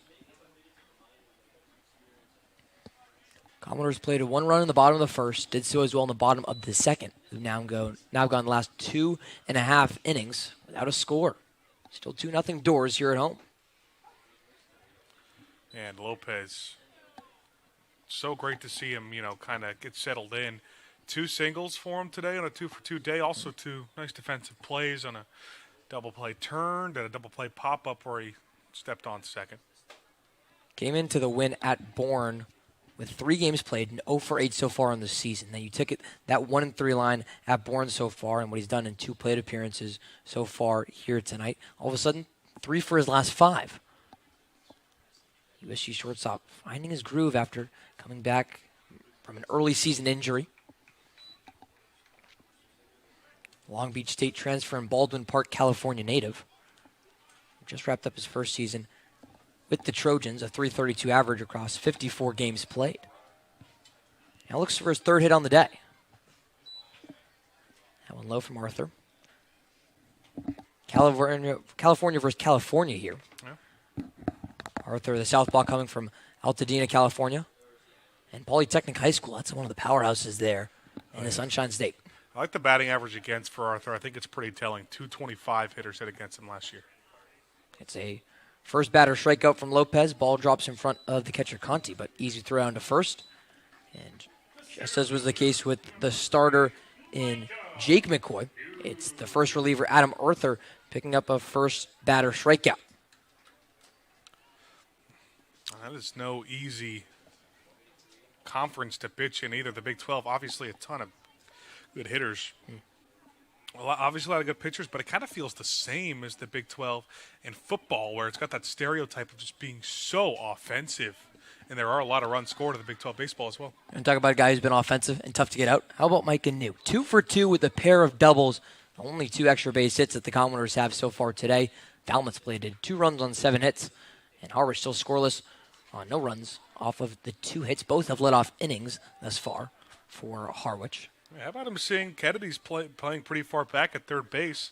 Tried to drop a bunt down the third base line. Couldn't get it down, but somebody who's crafty in the way he gets on base. I mean, not every day you see someone with 2 extra base hits already. Yep. Try to lay down a bunt. Left fielder Aiden Robbins and center fielder Brister Cardle played way back. They're trying to just keep every ball in front of them. Yeah. New doubled in the first inning. It was RBI. How Falmouth scored his first run of the game, then stole third, was stranded 90 feet away, and then had the leadoff double in the 3rd inning before 3 consecutive strikeouts from Jake McCoy, stranded him at second. So Mike Anu's doing his job. He just has to have the batters behind him. Well, yeah, again, I mean, look at the scorecard. The middle third of the lineup, 4 through 6. 0 for 6 with 6 strikeouts. Yep. Dominance from Jake McCoy. Doesn't get the run support. That's why it's still a 2-run Commodore lead. Count runs full on Mike Anu. Center fielder is in the transfer portal. Who's shown major league scouts, potentially new college coaches a lot so far this season. Will do so again on Monday, playing in that exhibition game against the Draft League at Citi Field. And now he earns a full count walk. Yeah, that's a big league at bat from New. I mean, after going down to the count and the way that he worked back after 2 straight doubles, I mean, that is just good progression. We'll see if the middle of the lineup can improve, though, here for Falmouth. A look for improvement starts with the first baseman today, usually a catcher or designated hitter in Bear Harrison.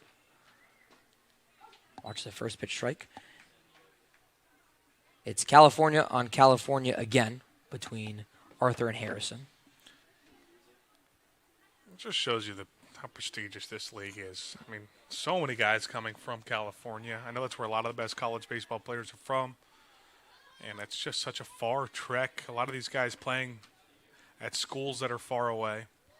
Of course, Harrison playing at Texas A&M. And summer, a lot of times, the only time they could spend at home, but still coming all the way to Cape Cod. Harrison cracks this one into shallow center field. Going back on it is the shortstop, and Maloney puts up the glove and pulls down the second out in the bottom of the fifth. So Harrison, the Danville, California native, some 3,100 miles away from home, loses that battle to fellow Californian in Adam Arthur, who induces the second out. That's a lot of miles. We've had that conversation a few times. Is the farthest distance? Yeah. A couple Hawaiian natives coming to Cape Cod. Yep. I think that one might be the longest distance you have to get to the States even before you go across the country. Carl Schmidt swings at the first pitch he sees, sends it into right center field, down for a base hit. Mike Canoe goes from first to third. He'll test the throw, which comes in just late from the center fielder in Bristol Carter. It's Carl Schmidt. You mentioned he'd been 0 for 2 with a pair of strikeouts. Now he puts runners at the corners with 2 gone in the bottom of the fifth. Falmouth threatening again here against the Mariners. Yeah, I think the doubles have played into New's confidence, too. He's had a couple gutsy decisions on the base paths, and I like it getting into third here. You know, obviously, with 2 outs, you don't know how necessary it is, but anytime pass ball, wild pitch, anything that gets to the backstop's huge here for New or an infield single. But, yeah, Carl Schmidt, it just feels like with him, it's only a matter of time before he's not going to stay down for a while. He's always going to be breaking through with some sort of contact. Throw down from the catcher and Conte. Now they have Schmidt and a pickle. Now throw over to third with New, and New wasn't having that best heads-up play, and now it's Falmouth's turn to get picked off on the base pass. Those runners on the corners, you blink, and it's the end of the inning. The Mariners get out of it. Still 2-0 Falmouth as we go to the top of the 6th on Cape League TV. Hi, I'm Jim Murray, owner of Falmouth's historic clam shack, now Jim's Clam Shack. Located on scenic Falmouth Harbor, Jim's Clam Shack is a destination for the best seafood and sunsets on the Cape. We're open 7 days a week, so stop by for lunch or join us for dinner on the rooftop deck. Bring the entire family to try our wide selection of seafood and kid-friendly options. We deliver the freshest products to your plates daily. Jim's Clam Shack, proud supporter of the Falmouth Commodores. Hi, I'm Michael Kasparian, President of the Falmouth Chamber of Commerce. The Chamber is here for the benefit of the whole community. Whether you're a local business or a visitor, Falmouth has endless offerings, from its beautiful beaches and historical sites to its local shopping and eateries. The Chamber bridges the 8 villages, providing visitors with all the tools to make their trip one to remember. Our visitor center is located in downtown Falmouth, just off of Main Street. Come by and meet our team. The Falmouth Chamber of Commerce, your community connection. Hi, I'm Coleman Mizell, outfielder from Alabama, and you're watching Commodores baseball on KTV.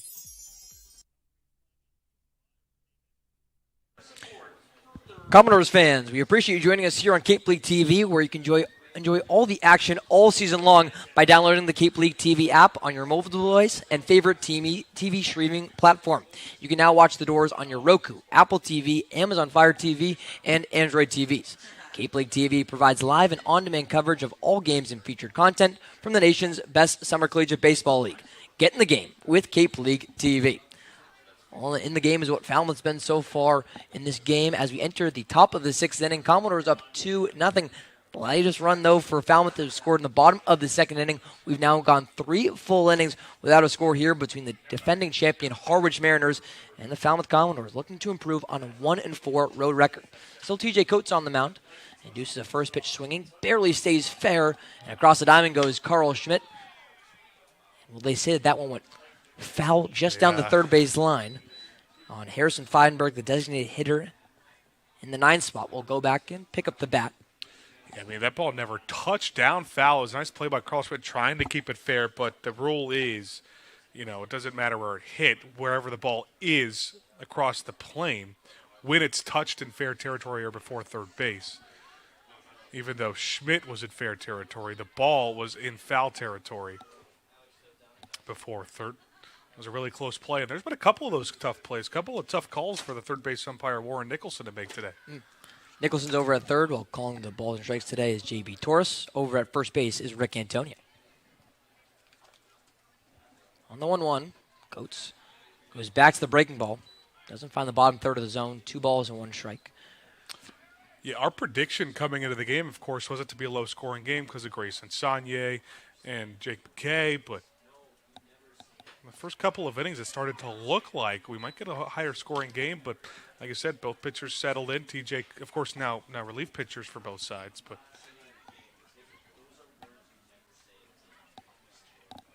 2-2 from Coates. On the ground, over back to the shortstop and Lopez. Charging in, firing back over to Harrison at first base in just enough time.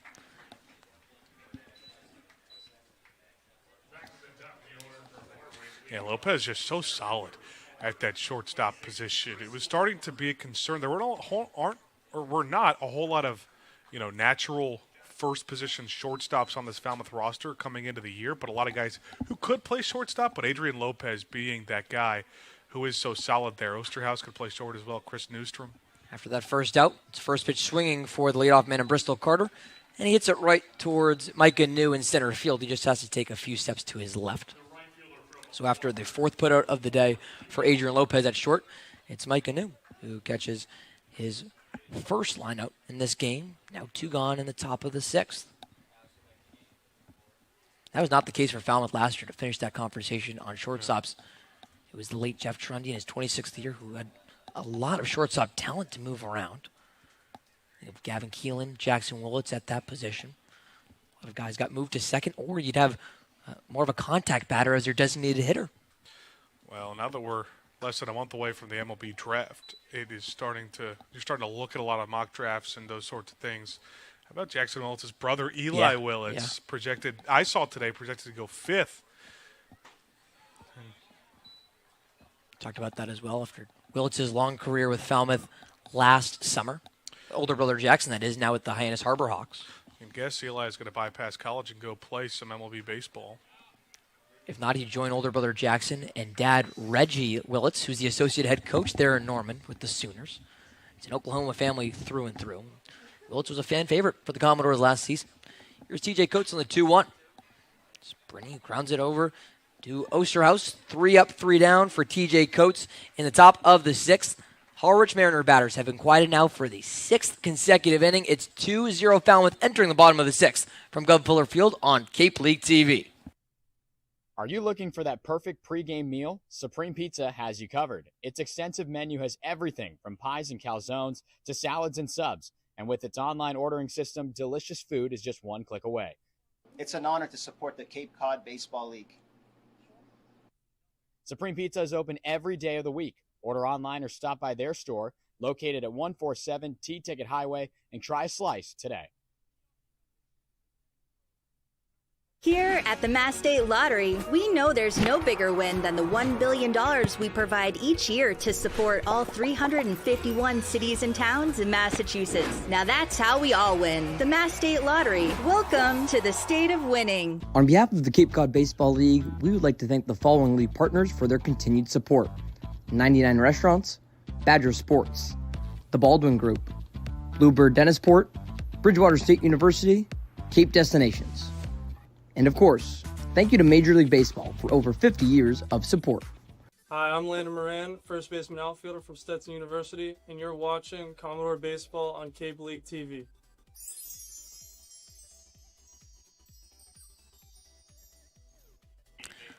Bottom of the 6th inning from Gov Fuller Field in this 2-run Commodores lead. You look over at second base, it's Shintaro Inoue from Yamaguchi, Japan, who's got a really interesting story on how he's gotten to Cape Cod, as we're joined by the 3rd member of our crew, Andrew Delapiana. Yeah, it's one of the cooler ones, Ryan. He started playing baseball at 4 years old in Japan, and he's a transfer now at Kansas State. Started his collegiate career at Western Nebraska Community College, and before he got to Manhattan, Kansas, he used an earbud connected to a translator box during team meetings so they could understand what his teams were saying, and after a couple of weeks, he put it away, and then eventually he could communicate with his teammates now via text message that turns into an instant translator. Pretty cool stuff. Yeah, pretty cool way that baseball communication and baseball can unite all here in 2025. Thanks so much, Andrew Delapiana, for joining us on that story on Inoue. It's going to be quite a transition going from Yamaguchi, Japan to Scottsbluff, Nebraska there at Nebraska Community College. It's David McCann who's looking to now adjust to the bottom of the 6th inning after a pair of strikeouts. Well, Ryan, we were talking about just an inning ago, longest transitions from hometowns to the league. Mention his name, he'll make the play. Over to Inoue, and he'll throw back to first base where Sam Harris is waiting for the first out in the bottom of the sixth. I think Yamaguchi, Japan might have us beat. I think the first time that we've seen an international player who through and through from a different country on Cape Cod. Had a couple of those last year. The Australian Blake Cavell was another fan favorite at first base for the Commodores in 2024. So now with one retired in the bottom of the sixth, here's a designated hitter in Mark Quattroni, the newest Notre Dame Fighting Irish member, announced his commitment to Notre Dame after 2 years at Cornell just this morning. Instagram post to get it done. You see a lot of Twitter nowadays. I like the Instagram was the first for Quattroni. Got to let those followers know. It's just the generations, I think. Nowadays, Instagram becoming a lot more. Of course, Instagram was used for social stuff. Now it's starting to be used for those sorts of things and more official things. Adam Arthur, the left-hander, still on the bump into his second inning of work. He gets Quattroni to sky one into right field. Couple steps back for Nick Brini. Puts the glove up. And a quick second out in the bottom of the sixth.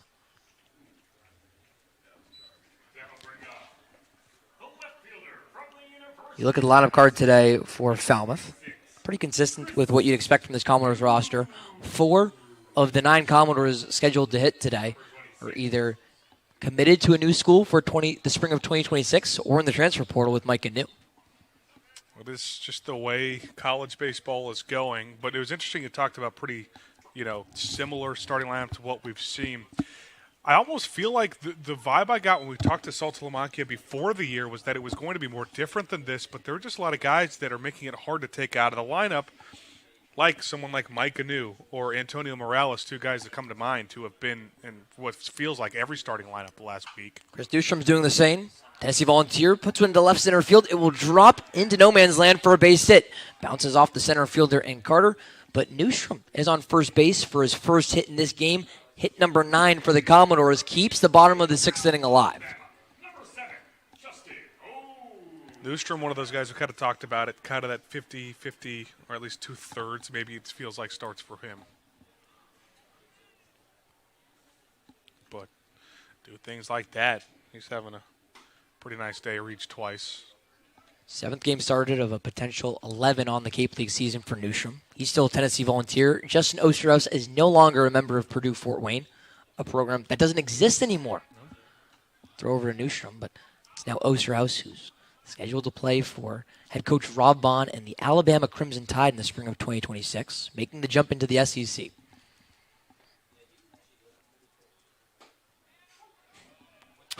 That is there's a program in Alabama that is very much on the rise. Yep. You think SEC powerhouses. You don't necessarily think of Alabama, but the last couple of years, that Rob Vaughn hire, such a great hire. Osterhaus sends one deep into right field. This one way foul. The only part of the ballpark that's still sun-drenched via the Falmouth setting sun that's setting right behind the left field wall. So that bleacher in right field getting some of it. But Osterhaus still in the 0-2 count. Just outside for the middle infielder. Osterhaus, who can really play anywhere. We've seen him at third a little bit as well. Vaughn's brought in a couple of great transfers. You think about even the relief pitching, too. Caden Humphrey, the Falmouth Commodore, coming from North Florida. Osterhaus so far in the day, 2 for 2 with a single in the second and in the fourth. In the second, he tried to go from second to home on a single from Adrian Lopez and got thrown out. Arthur takes a look at Newstrom before freezing Osterhaus on the 2-strike pitch. It's the second strikeout from Adam Arthur, and it ends the 6th inning. Commodores still can't plate one. They've gone the last 4 scoreless, and it's been Harwich who's done so all game long. Top of the 7th coming up. It's still 2-0 Falmouth on Cape League TV. Hi, I'm Michael Kasparian, president of the Falmouth Chamber of Commerce. The Chamber is here for the benefit of the whole community. Whether you're a local business or a visitor, Falmouth has endless offerings, from its beautiful beaches and historical sites to its local shopping and eateries. The Chamber bridges the 8 villages, providing visitors with all the tools to make their trip one to remember. Our visitor center is located in downtown Falmouth, just off of Main Street. Come by and meet our team. The Falmouth Chamber of Commerce, your community connection. Hi, my name is Matt Burgess, General Manager here at Falmouth Country Club. We have a unique 27-hole public golf course with a beautiful layout that is family-oriented. Kids play free here at Falmouth Country Club. Getting on the course is quick and easy with our app. You can book tee times, get yardages with GPS, use our interactive scorecard, track your stats, and receive exclusive in-app offers. Falmouth Country Club is a true Cape Cod classic and a local family favorite. See you on the course. Hi, I'm Coleman Mizell, outfielder from Alabama, and you're watching Commodores Baseball on KTV.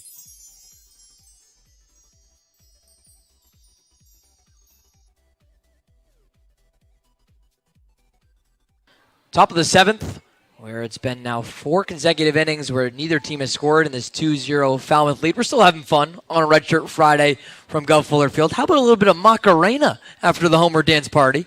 Pitchers Joe Sabbath, Matt Saucer getting into it. Ryan, I love my job, every single second of it. Sometimes, though, I wish after the 6th inning I could be out in the stands and do the homer dance party, especially when Macarena plays. I mean, exclusively for your dance moves, you make a great homer. You'd make a fantastic homer. See him right there after the dance party. Maybe one day. Yeah. Still, I don't know if they trust me yet. Still 14 home games left to go. 14 home games after this one. As Aiden Robbins, the right-hander, part of the meat and potatoes of this Harwich order. 3, 4, and 5 due up against T.J. Coates. The right-hander still dealing in the transfer portal from Nebraska. Robbins sends this one deep into left center field. Chris Newstrom takes a look up, over the wall, and it's gone for Robbins.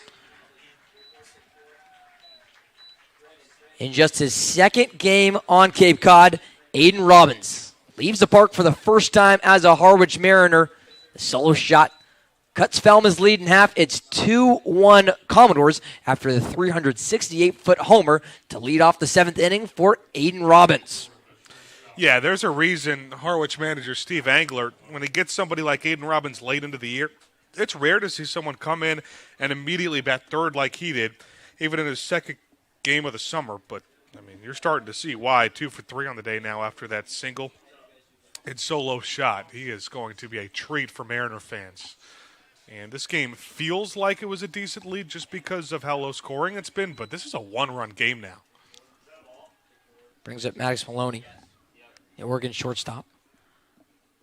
After Robbins had 6 homers his freshman year at Seton Hall, matched that with another 6 for the Pirates last season. How about this? He also played for Harwich, entering his sophomore year.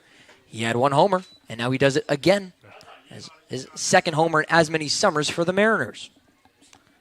2-1 Commodores, first run scored since the bottom of the 2nd inning, where Falmouth scored on an RBI single from Antonio Morales.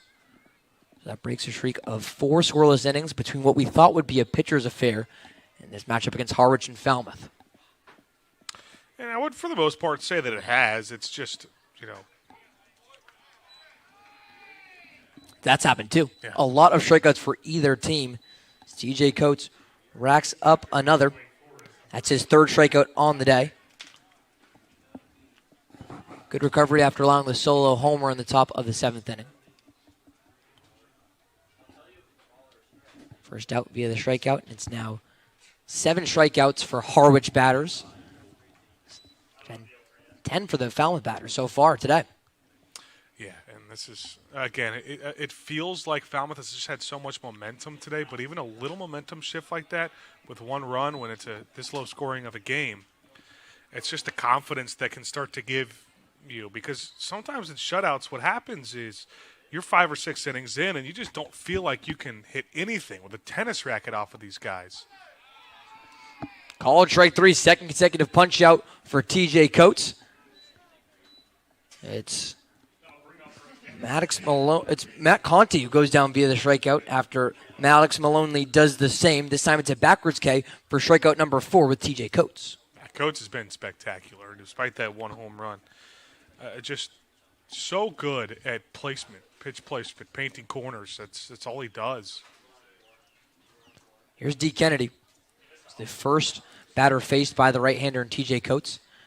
Now the Fort Worth, Texas native and Kansas State Wildcat Kennedy will look to not strike out to TJ Coates for the second time in as many at-bats.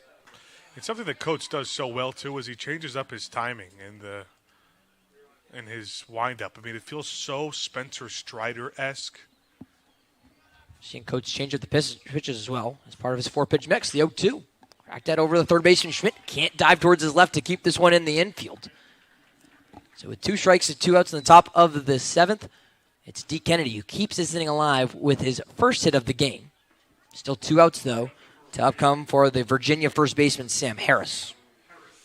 Yeah, well, summer taketh, summer giveth, summer taketh away. And this is a Harwich team that, again, lost a lot of players to USA Baseball. But, you know, you get some additions like Aiden Robbins and then D. Kennedy with that single as a late-ish addition. Start to feel a little bit better about yourself. So I mentioned the 4 transfers who have already picked a school or are still looking on the Commodores lineup. The only transfer Harwich Mariner in today's lineup, it's the Virginia first baseman Sam Harris, staying in the ACC after playing at Duke. He'll send this one into left field. Chris Newstrom moving to his right into foul territory and makes the catch right before stepping out of play. He'll keep this one in, and a third out in the top of the 7th. Commodores see their lead cut in half after the solo home run from Aiden Robbins to lead off the 7th. It's 2-1 Falmouth, but we'll keep it right here where William Rosen, the public address announcer at Gov Fuller Field, will send us to America the Beautiful. It's a 1-run Doors lead here on Cape League TV. Fans, we ask that if you are able to please rise and remove your hats for the playing of America the Beautiful by Catherine Lee Bates from Falmouth, Massachusetts, the historic American poet and author.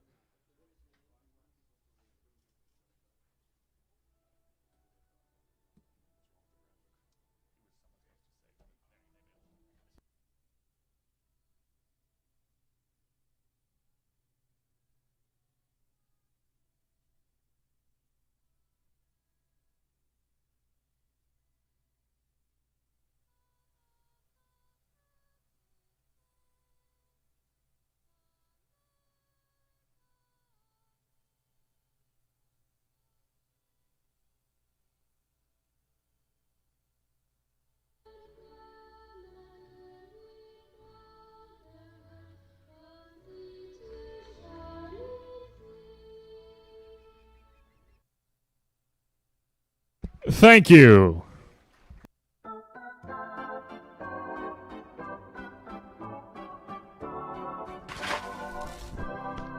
You'll always be safe at home with the Diana Lucevero Group at Compass Real Estate.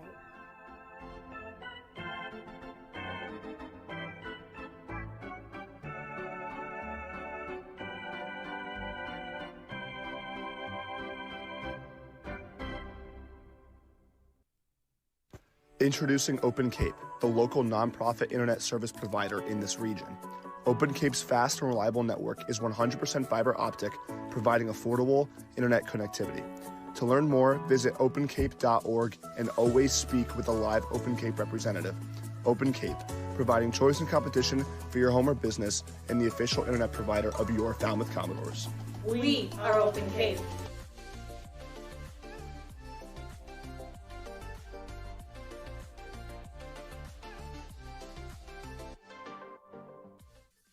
I'm Michael Gillen, right-handed pitcher from Clemson, and you're watching Commodore Baseball on Cape League TV.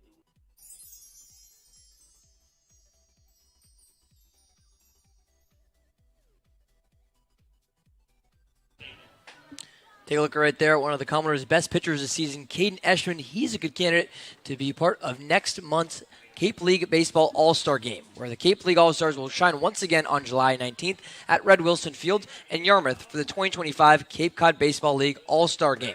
Don't miss an action-packed day of All-Star festivities by buying your tickets today at CapeCodBaseballStore.com. Eschman, again, will join Mike Anu, as you see right there. Pair will be at Citi Field on Monday for the Cape League.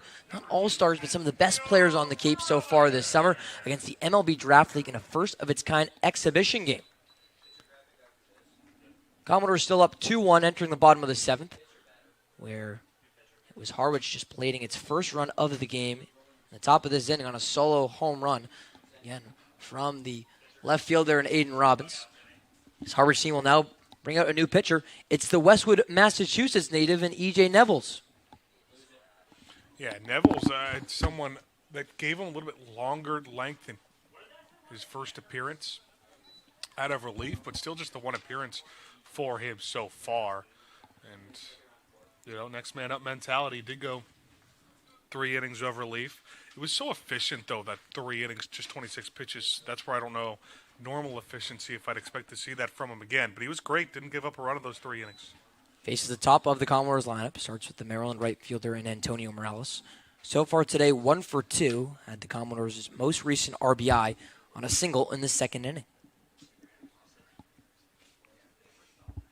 Neville, 6'4", 200 pounds, from Westwood High School. Again, a Massachusetts native, just about an hour, 15 minutes away. Smaller school guy, the right-hander from Amherst College, where he was an all-NESCAC first-team member. He dominated with the Mammoths for a 2.4 ERA. That was second best in the conference.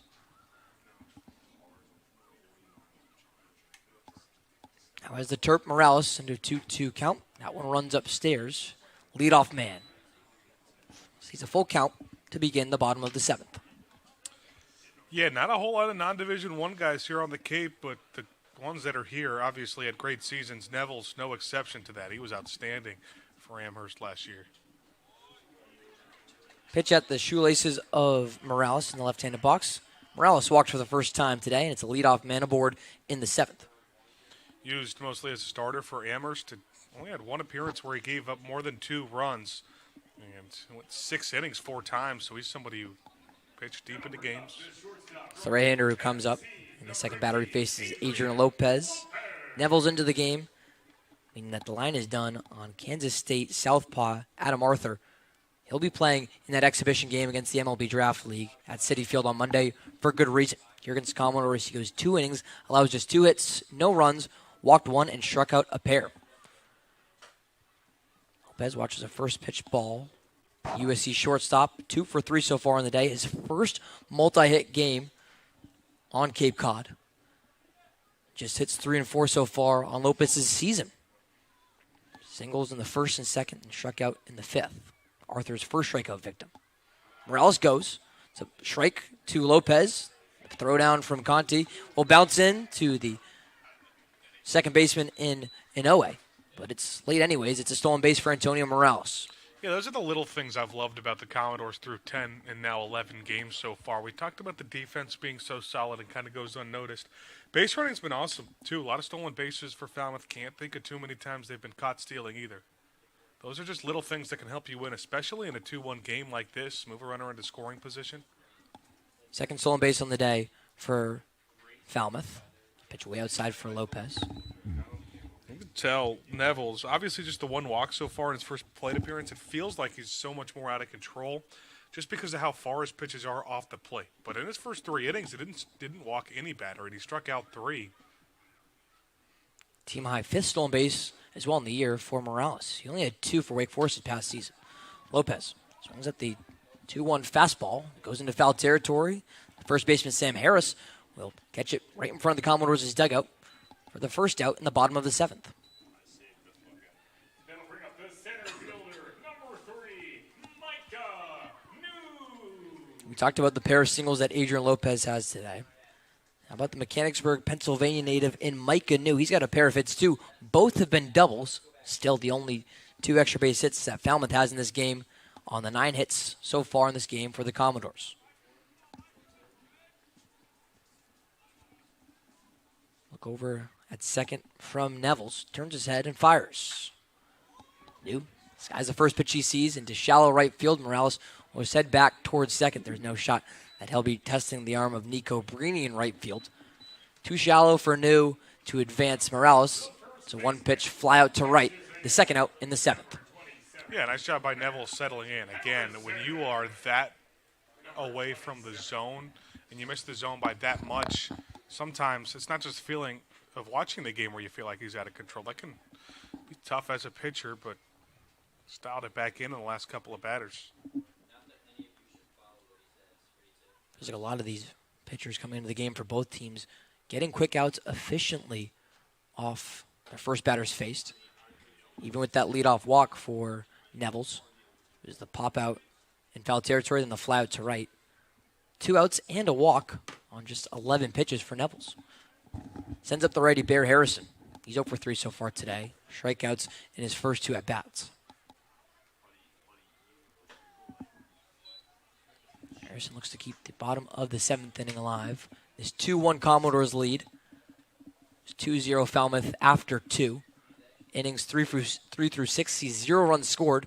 And then top of the first, a solo homer for Aiden Robbins cuts the Falmouth lead in half. Neville's the 1-1. Outside against Harrison. Yeah, the worst appearance for Neville's in his college season came in the last appearance of the year for him. Went 4 innings and gave up 4 earned.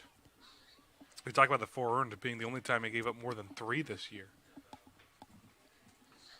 Always cool as well, again, when you see local players make their way down to Cape Cod. Westwood, Massachusetts native deuces a second strike. Now he's 1 out away from stranding Morales in scoring position. Yeah, very cool to see. 5 scoreless starts this past year at Amherst. Shows that there is talent at every level of college baseball. Certainly. Big lead for Morales. Neville's is 2-2. Harrison puts it on the ground. It'll get into the outfield. Should be a base hit. Morales seeks to turn around third. The throw comes in from the left fielder in Robbins, but it won't be in time. Bear Harrison drives one in. It will be a hit, the first of the day for the Texas A&M first baseman. Make it 3-1 Commodores now in the bottom of the 7th. Yeah, really tough play for Kennedy to make right there. Harrison, just nice job keeping that ball inside and pulling it as a righty. Pretty hard off the bat, 87 miles an hour on the exit velocity. And that is a huge run of insurance. Again, you know, when it's such a low-scoring game, it feels like 2 runs is a little further out of reach. But when it's 1, that's always just 1 swing away from being a tie game. How about the quick answer as well for the Commodores? As Carl Schmidt now into the righty box. For the solo homer in the top of the 7th for Harwich. It's Harrison that comes back with the RBI single to extend the 7th. It's Falmouth's first run since the bottom of the 2nd. That's been no small part to Carl Schmidt, though. He had a single in the 5th. But then it was Micah New who got picked off to end that inning on the hit from Schmidt. So Schmidt on the single was the last batter of the 5th. That hit for the California third baseman came after a pair of strikeouts to start this outing. Yeah, still no inning for either team, no half inning with multiple runs.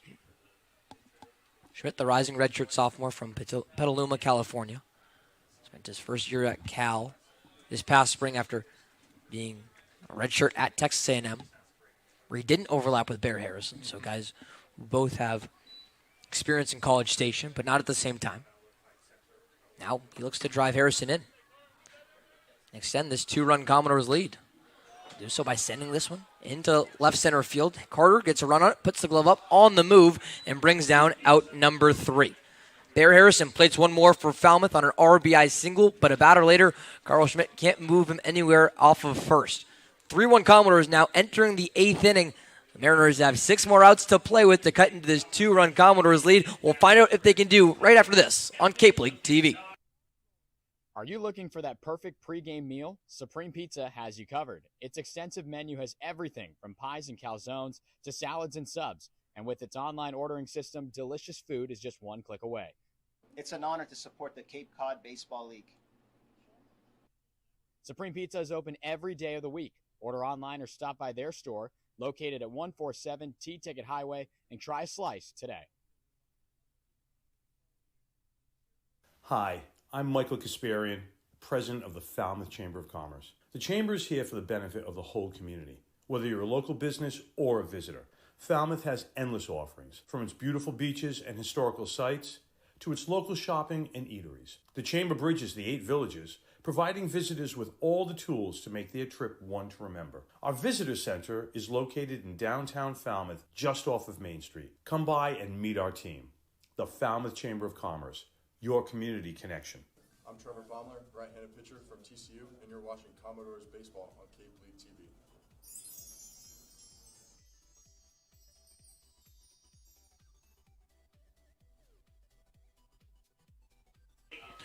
2 more innings to go here between the Harwich Mariners and the Falmouth Commodores. Doors up 3-1 over the Mariners.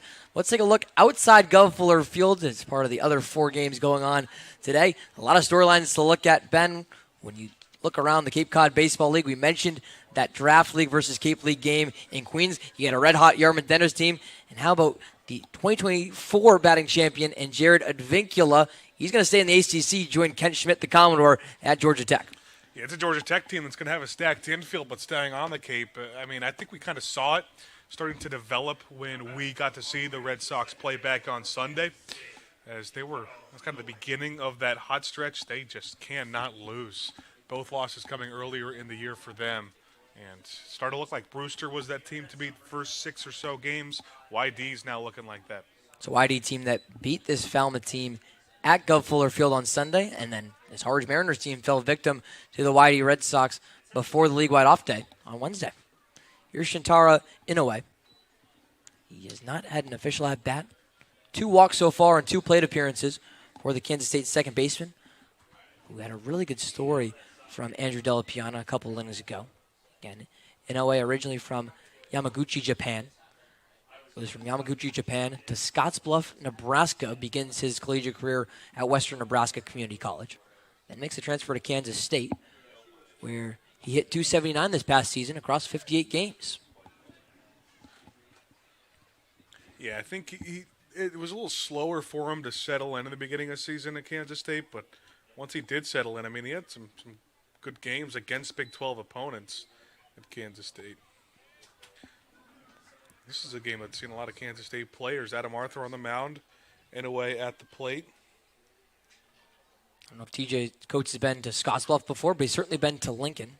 The Nebraska transfer and right-hander, still on the mound for the Commodores. Into his 4th inning of work so far through 3 innings pitched. It's Coates who's given up just 2 hits, that 1 earned run on the solo homer to lead off the 7th. 1 walk and 4 strikeouts.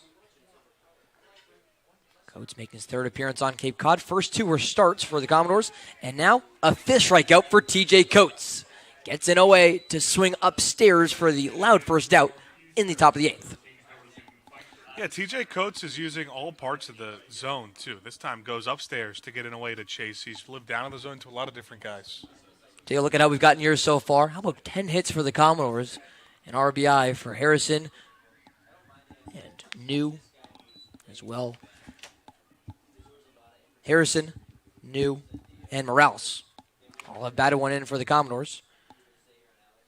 Harrison, Feinberg looks to bat his first one in as the bat goes flying even past the Mariners' dugout down the 3rd base line. Well, the most scary part about that is that went past the net, too. So if someone's in a tough spot, we're lucky Brandon Dunn, our 3rd base camera's moved up far enough. Back in that corner is where that bat goes. But it looks like Brandon's doing okay. Hopefully didn't get hit with any flying objects, flying bats. Saw him in that loss to Hyannis. He almost got hit by a foul ball coming his way. He's got to watch out. Maybe wear a glove down there when you work that 3rd base camera. We appreciate everything that Brandon Dunn and our whole videography and production team do here for the Commodores broadcasts. They've been tremendous so far. Now into the 6th home game of the season. Pitch low and away again on the Harrison Feinberg, Northeastern designated hitter. One of the older players on Cape Cod and with the Harwich Mariners. Feinberg will turn 23 this September and watches the pitch inside for a 2-2 count. That's about as close as you can get on a pitch inside, but good eye for Feinberg. Coates, the 2-2. Swing and a miss from Feinberg. His first strikeout, but the 6th of the game from the relief right-hander T.J. Coates. 2 retired in the top of the 8th inning, both from strikeouts from the transfer portal righty. Yeah, 3 2/3 for Coates so far, and just 51 pitches. He's been so efficient. And it's not, he is working decently big counts to strikeout hitters, but anytime a Harwich hitter is swinging first pitch, it's because he's inducing weak contact, obviously besides that home run from Robbins. And working so quickly, and apply over down to first base umpire, and John Torres says that Bristol Carter went around, the Auburn center fielder. He's 0 for 3 so far today with 2 strikeouts. Does Coates have a third? The 0-2 is spoiled away by Carter. It's a Falmouth staff that in today alone has struck out now 10 Harwich batters. Make it an 11th. T.J. Coates strikes out the side in the 8th inning. A response after the Commodores retake a 2-run lead. Falmouth bats for what's potentially the last time tonight. It's 3-1 Doors from Gov Fuller Field right here on Cape League TV. Introducing Open Cape, the local nonprofit internet service provider in this region. Open Cape's fast and reliable network is 100% fiber optic, providing affordable internet connectivity. To learn more, visit opencape.org and always speak with a live Open Cape representative. Open Cape, providing choice and competition for your home or business and the official internet provider of your Falmouth Commodores. We are Open Cape.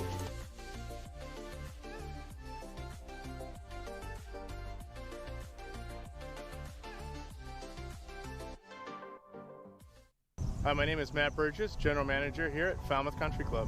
We have a unique 27-hole public golf course with a beautiful layout that is family-oriented. Kids play free here at Falmouth Country Club. Getting on the course is quick and easy with our app. You can book tee times, get yardages with GPS, use our interactive scorecard, track your stats, and receive exclusive in-app offers. Falmouth Country Club is a true Cape Cod classic and a local family favorite. See you on the course. Hi, I'm Landon Moran, first baseman outfielder from Stetson University, and you're watching Commodore Baseball on Cape League TV.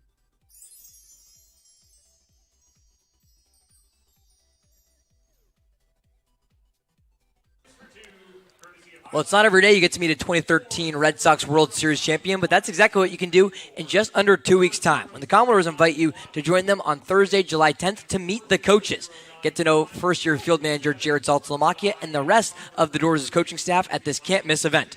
Head to falmouthcommodores.com for more information on what's certainly to be a special day. We'll be there from St. Barnabas Church in Falmouth. Should be a fun one, as this has been a fun one between the Falmouth Commodores and the Harwich Mariners.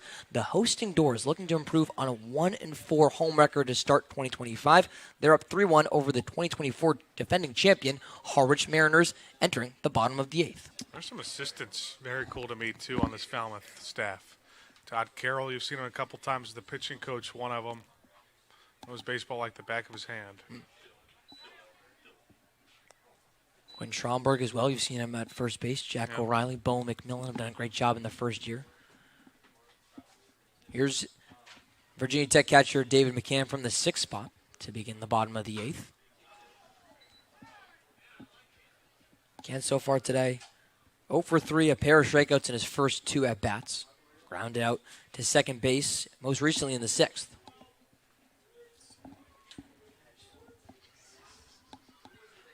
David McCann, originally from New England.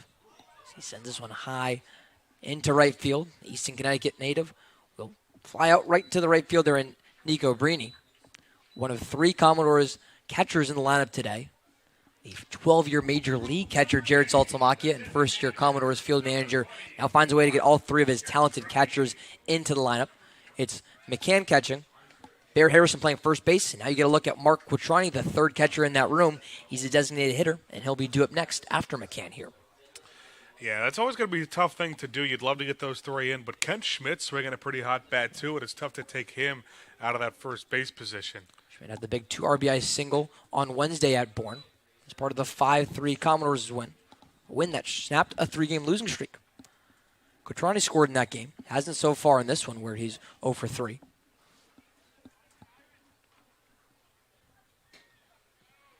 Watch the pitch outside. You've had the words transfer portal next to Quattrani's name for the last week and a half or so. You see the Cornell big red helmet he wears in the right-handed batter's box. Now a member of the Notre Dame Fighting Irish. Congratulations to Mark announcing that transfer just this morning. Again, facing E.J. Neville's on the mound. Big swing on the first strike offer from Neville's. The Amherst College right-hander. He's got an inning and a third so far in this game. Yeah, we've talked about teams being hot and cold. And, it's really early into the season, so it's hard to have different spurts like that. But this Harwich team is starting to grow a little cold. Big second strike from Neville's. The fastball in the outer third comes in at 91 miles an hour. Against Mark Quattroni. Springfield, Pennsylvania native. Versus Neville's again. The Westwood, Massachusetts native. Local pitcher. Induces another strikeout for Neville's. That strikeout on Quattroni means that he sits down back-to-back Commodores as catchers. Brings up Chris Newstrom, the Tennessee shortstop, who singled in his last plate appearance. And it's interesting, too, how well Neville's has settled in after that first batter. And even into his second batter he faced. Just seemed so out of control.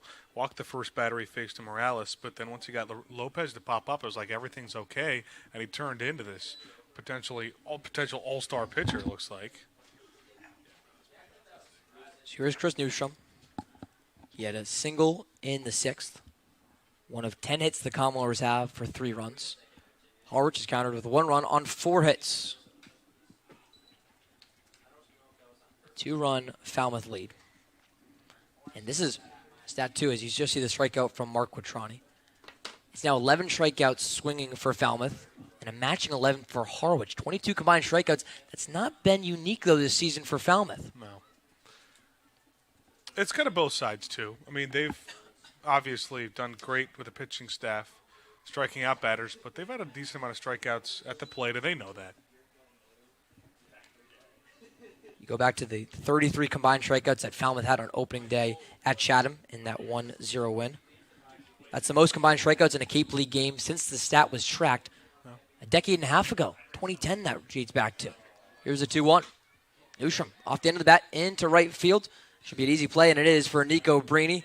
Commodores go 3 up, 3 down after TJ Coates retires this side.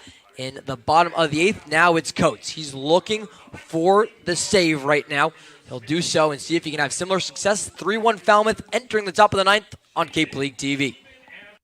Hi, I'm Jim Murray, owner of Falmouth's historic Clam Shack, now Jim's Clam Shack. Located on scenic Falmouth Harbor, Jim's Clam Shack is a destination for the best seafood and sunsets on the Cape. We're open 7 days a week, so stop by for lunch or join us for dinner on the rooftop deck. Bring the entire family to try our wide selection of seafood and kid-friendly option. We deliver the freshest products to your plates daily. Jim's Clam Shack, proud supporter of the Falmouth Commodores.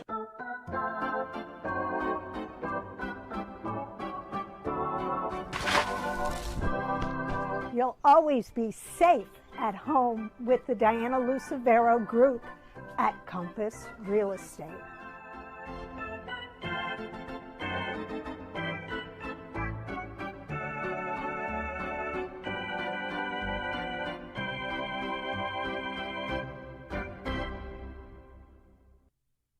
I'm Adrian Lopez. I'm an infielder from the University of Southern California, and you're watching Commodore Baseball on Cape League TV.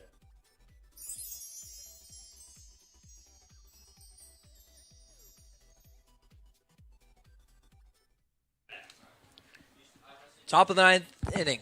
Commodores up 3-1 over the visiting Harwich Mariners, the defending champions from the 2024 season.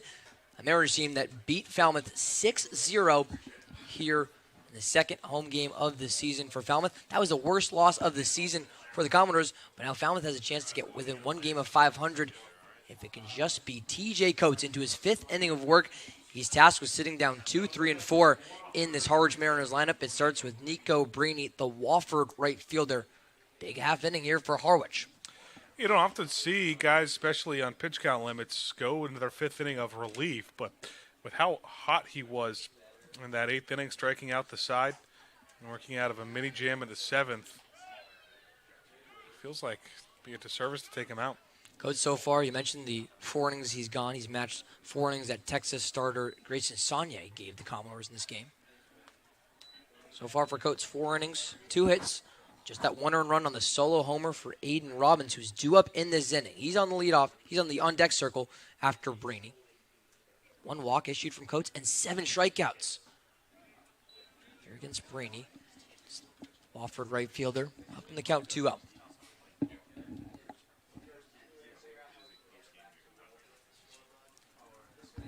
TJ Coates, 0-1 record so far in the year with Falmouth in those first 2 games. An ERA just north of 5 entering this one. That's gone down to under 4. Looking for his first win if he can get out of this inning. Causes Brainy to pop up into the infield.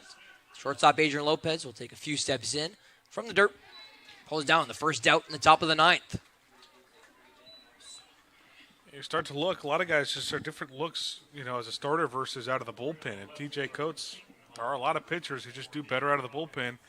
Coates is someone, we saw both at Nebraska a season ago, so he has the ability to do both. I don't know if he's a ton better in one than the other, but starting to look like he could be a dynamite reliever. Only Harwich batter who's been dynamite off of TJ Coates. It's Aiden Robbins, who had the solo 368-foot homer to left center field to begin the 7th. That represents the only run in this game off of 4 hits for the Mariners. Now it's a second battle between the righty Coates and the righty in Robbins. Quickly, it's Coates ahead on the 1-2 count. He's operating, again, like a reliever. These quick breaks on the mound. And Coates gets right back into it, as he does now. The 1-2. Swing and a miss against Robbins. Gets away from McCann. Robbins saw it too late, though. McCann will just play catch with his first baseman and Bear Harrison. There's now 2 gone in the top of the 9th for Falmouth. Just on edge of working on that 4-6 overall record and picking up a first win in this to begin quarter number 2 of the Cape League season. Yeah, it's just how quick he's working is giving no time for hitters to have a real chance. Strikeout number 8 for TJ Coates. Easily his most on Cape Cod so far this season. Last hope for the Harwich Mariners. It's the Oregon shortstop Maddox Maloney. So far 0 for 3 today, and you guessed it, he's got a pair of strikeouts too. 12 as a team for Harwich. Maloney skies this one into the infield. This could do it. Coming in on it is the first baseman, Bear Harrison, well into the grass and pulls down the 3rd out in the 9th. That will do it for a 3-1 Commodores win. After a 4-6 record over the first 10 games of this season, the Commodores start the second quarter with a win at home. 2-run margin is how the Commodores win it and move to 5-6 on the season. Ben Haller, it was good pitching. Offense just when it needed it for Falmouth for this 3-1 win. Feels very similar to kind of that 1-0 shutout in Chatham where you don't really look at the offense because how well the pitching did. Now the difference is 10 hits for the offense isn't bad. They didn't have a ton of opportunities with runners in scoring position to compare to the last few games, but the way they scored runs, the 2-out production in that second inning, which ended up being a huge difference, at least some insurance, was truly spectacular.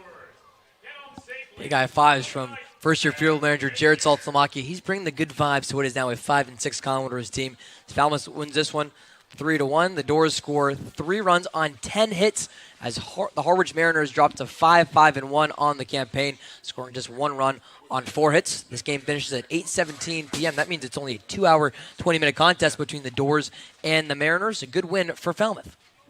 Yeah, it was a game that went quick. And now that Falmouth's getting some new additions, they're going to shake up that starting rotation a little bit. Probably expect TJ Coates to be more out of the bullpen in the future, but I think that's a really bright sign going forward. If he can perform like this out of the bullpen, Jared Saltlamaki has got himself, a really good balance between the starting rotation and the bullpen. Grayson Saunier was great as a starter today, and just those typical 4 innings from him. Pretty nice how consistent he's been. 12 innings in his 3 starts, all 3 of them going 4 innings. And you mentioned TJ Coates, who picks up his first win as a Falmouth Commodore, going 5 innings, allowing just 2 hits, 1 earned run, striking out 8. The transfer portal righty is our player of the game. He's alongside the 3rd member of our crew, and Andrew Delapiana. Andrew. Yeah, Ryan, I got a couple of really good pitchers with me right now. TJ Coates, Grayson Saunier, after some really stellar performances on the mound. I'll start with the starter, Grayson. You go 4 innings of scoreless ball. What was working out there tonight? Yeah, honestly, just trying to put the team in the best position to win. Just go out there and compete, fill up the strike zone.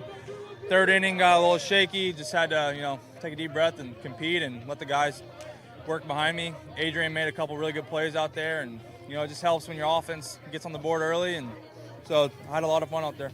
And for you, TJ, your first time coming out of the bullpen this summer, how'd that make you feel, that transition from being that starter guy to coming out of the bullpen in this one? It's I came in after Saunier. He put up 0. Keep going. No.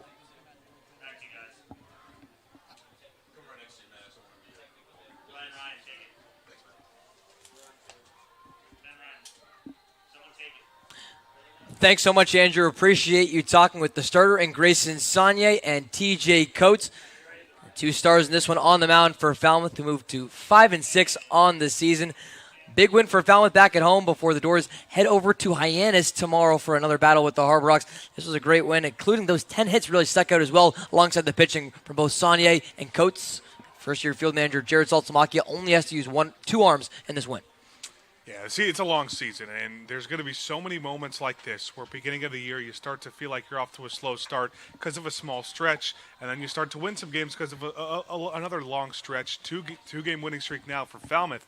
I think what Jared Saltamacchia said early in the year is one of the biggest things. Never too high, never too low in terms of mentality.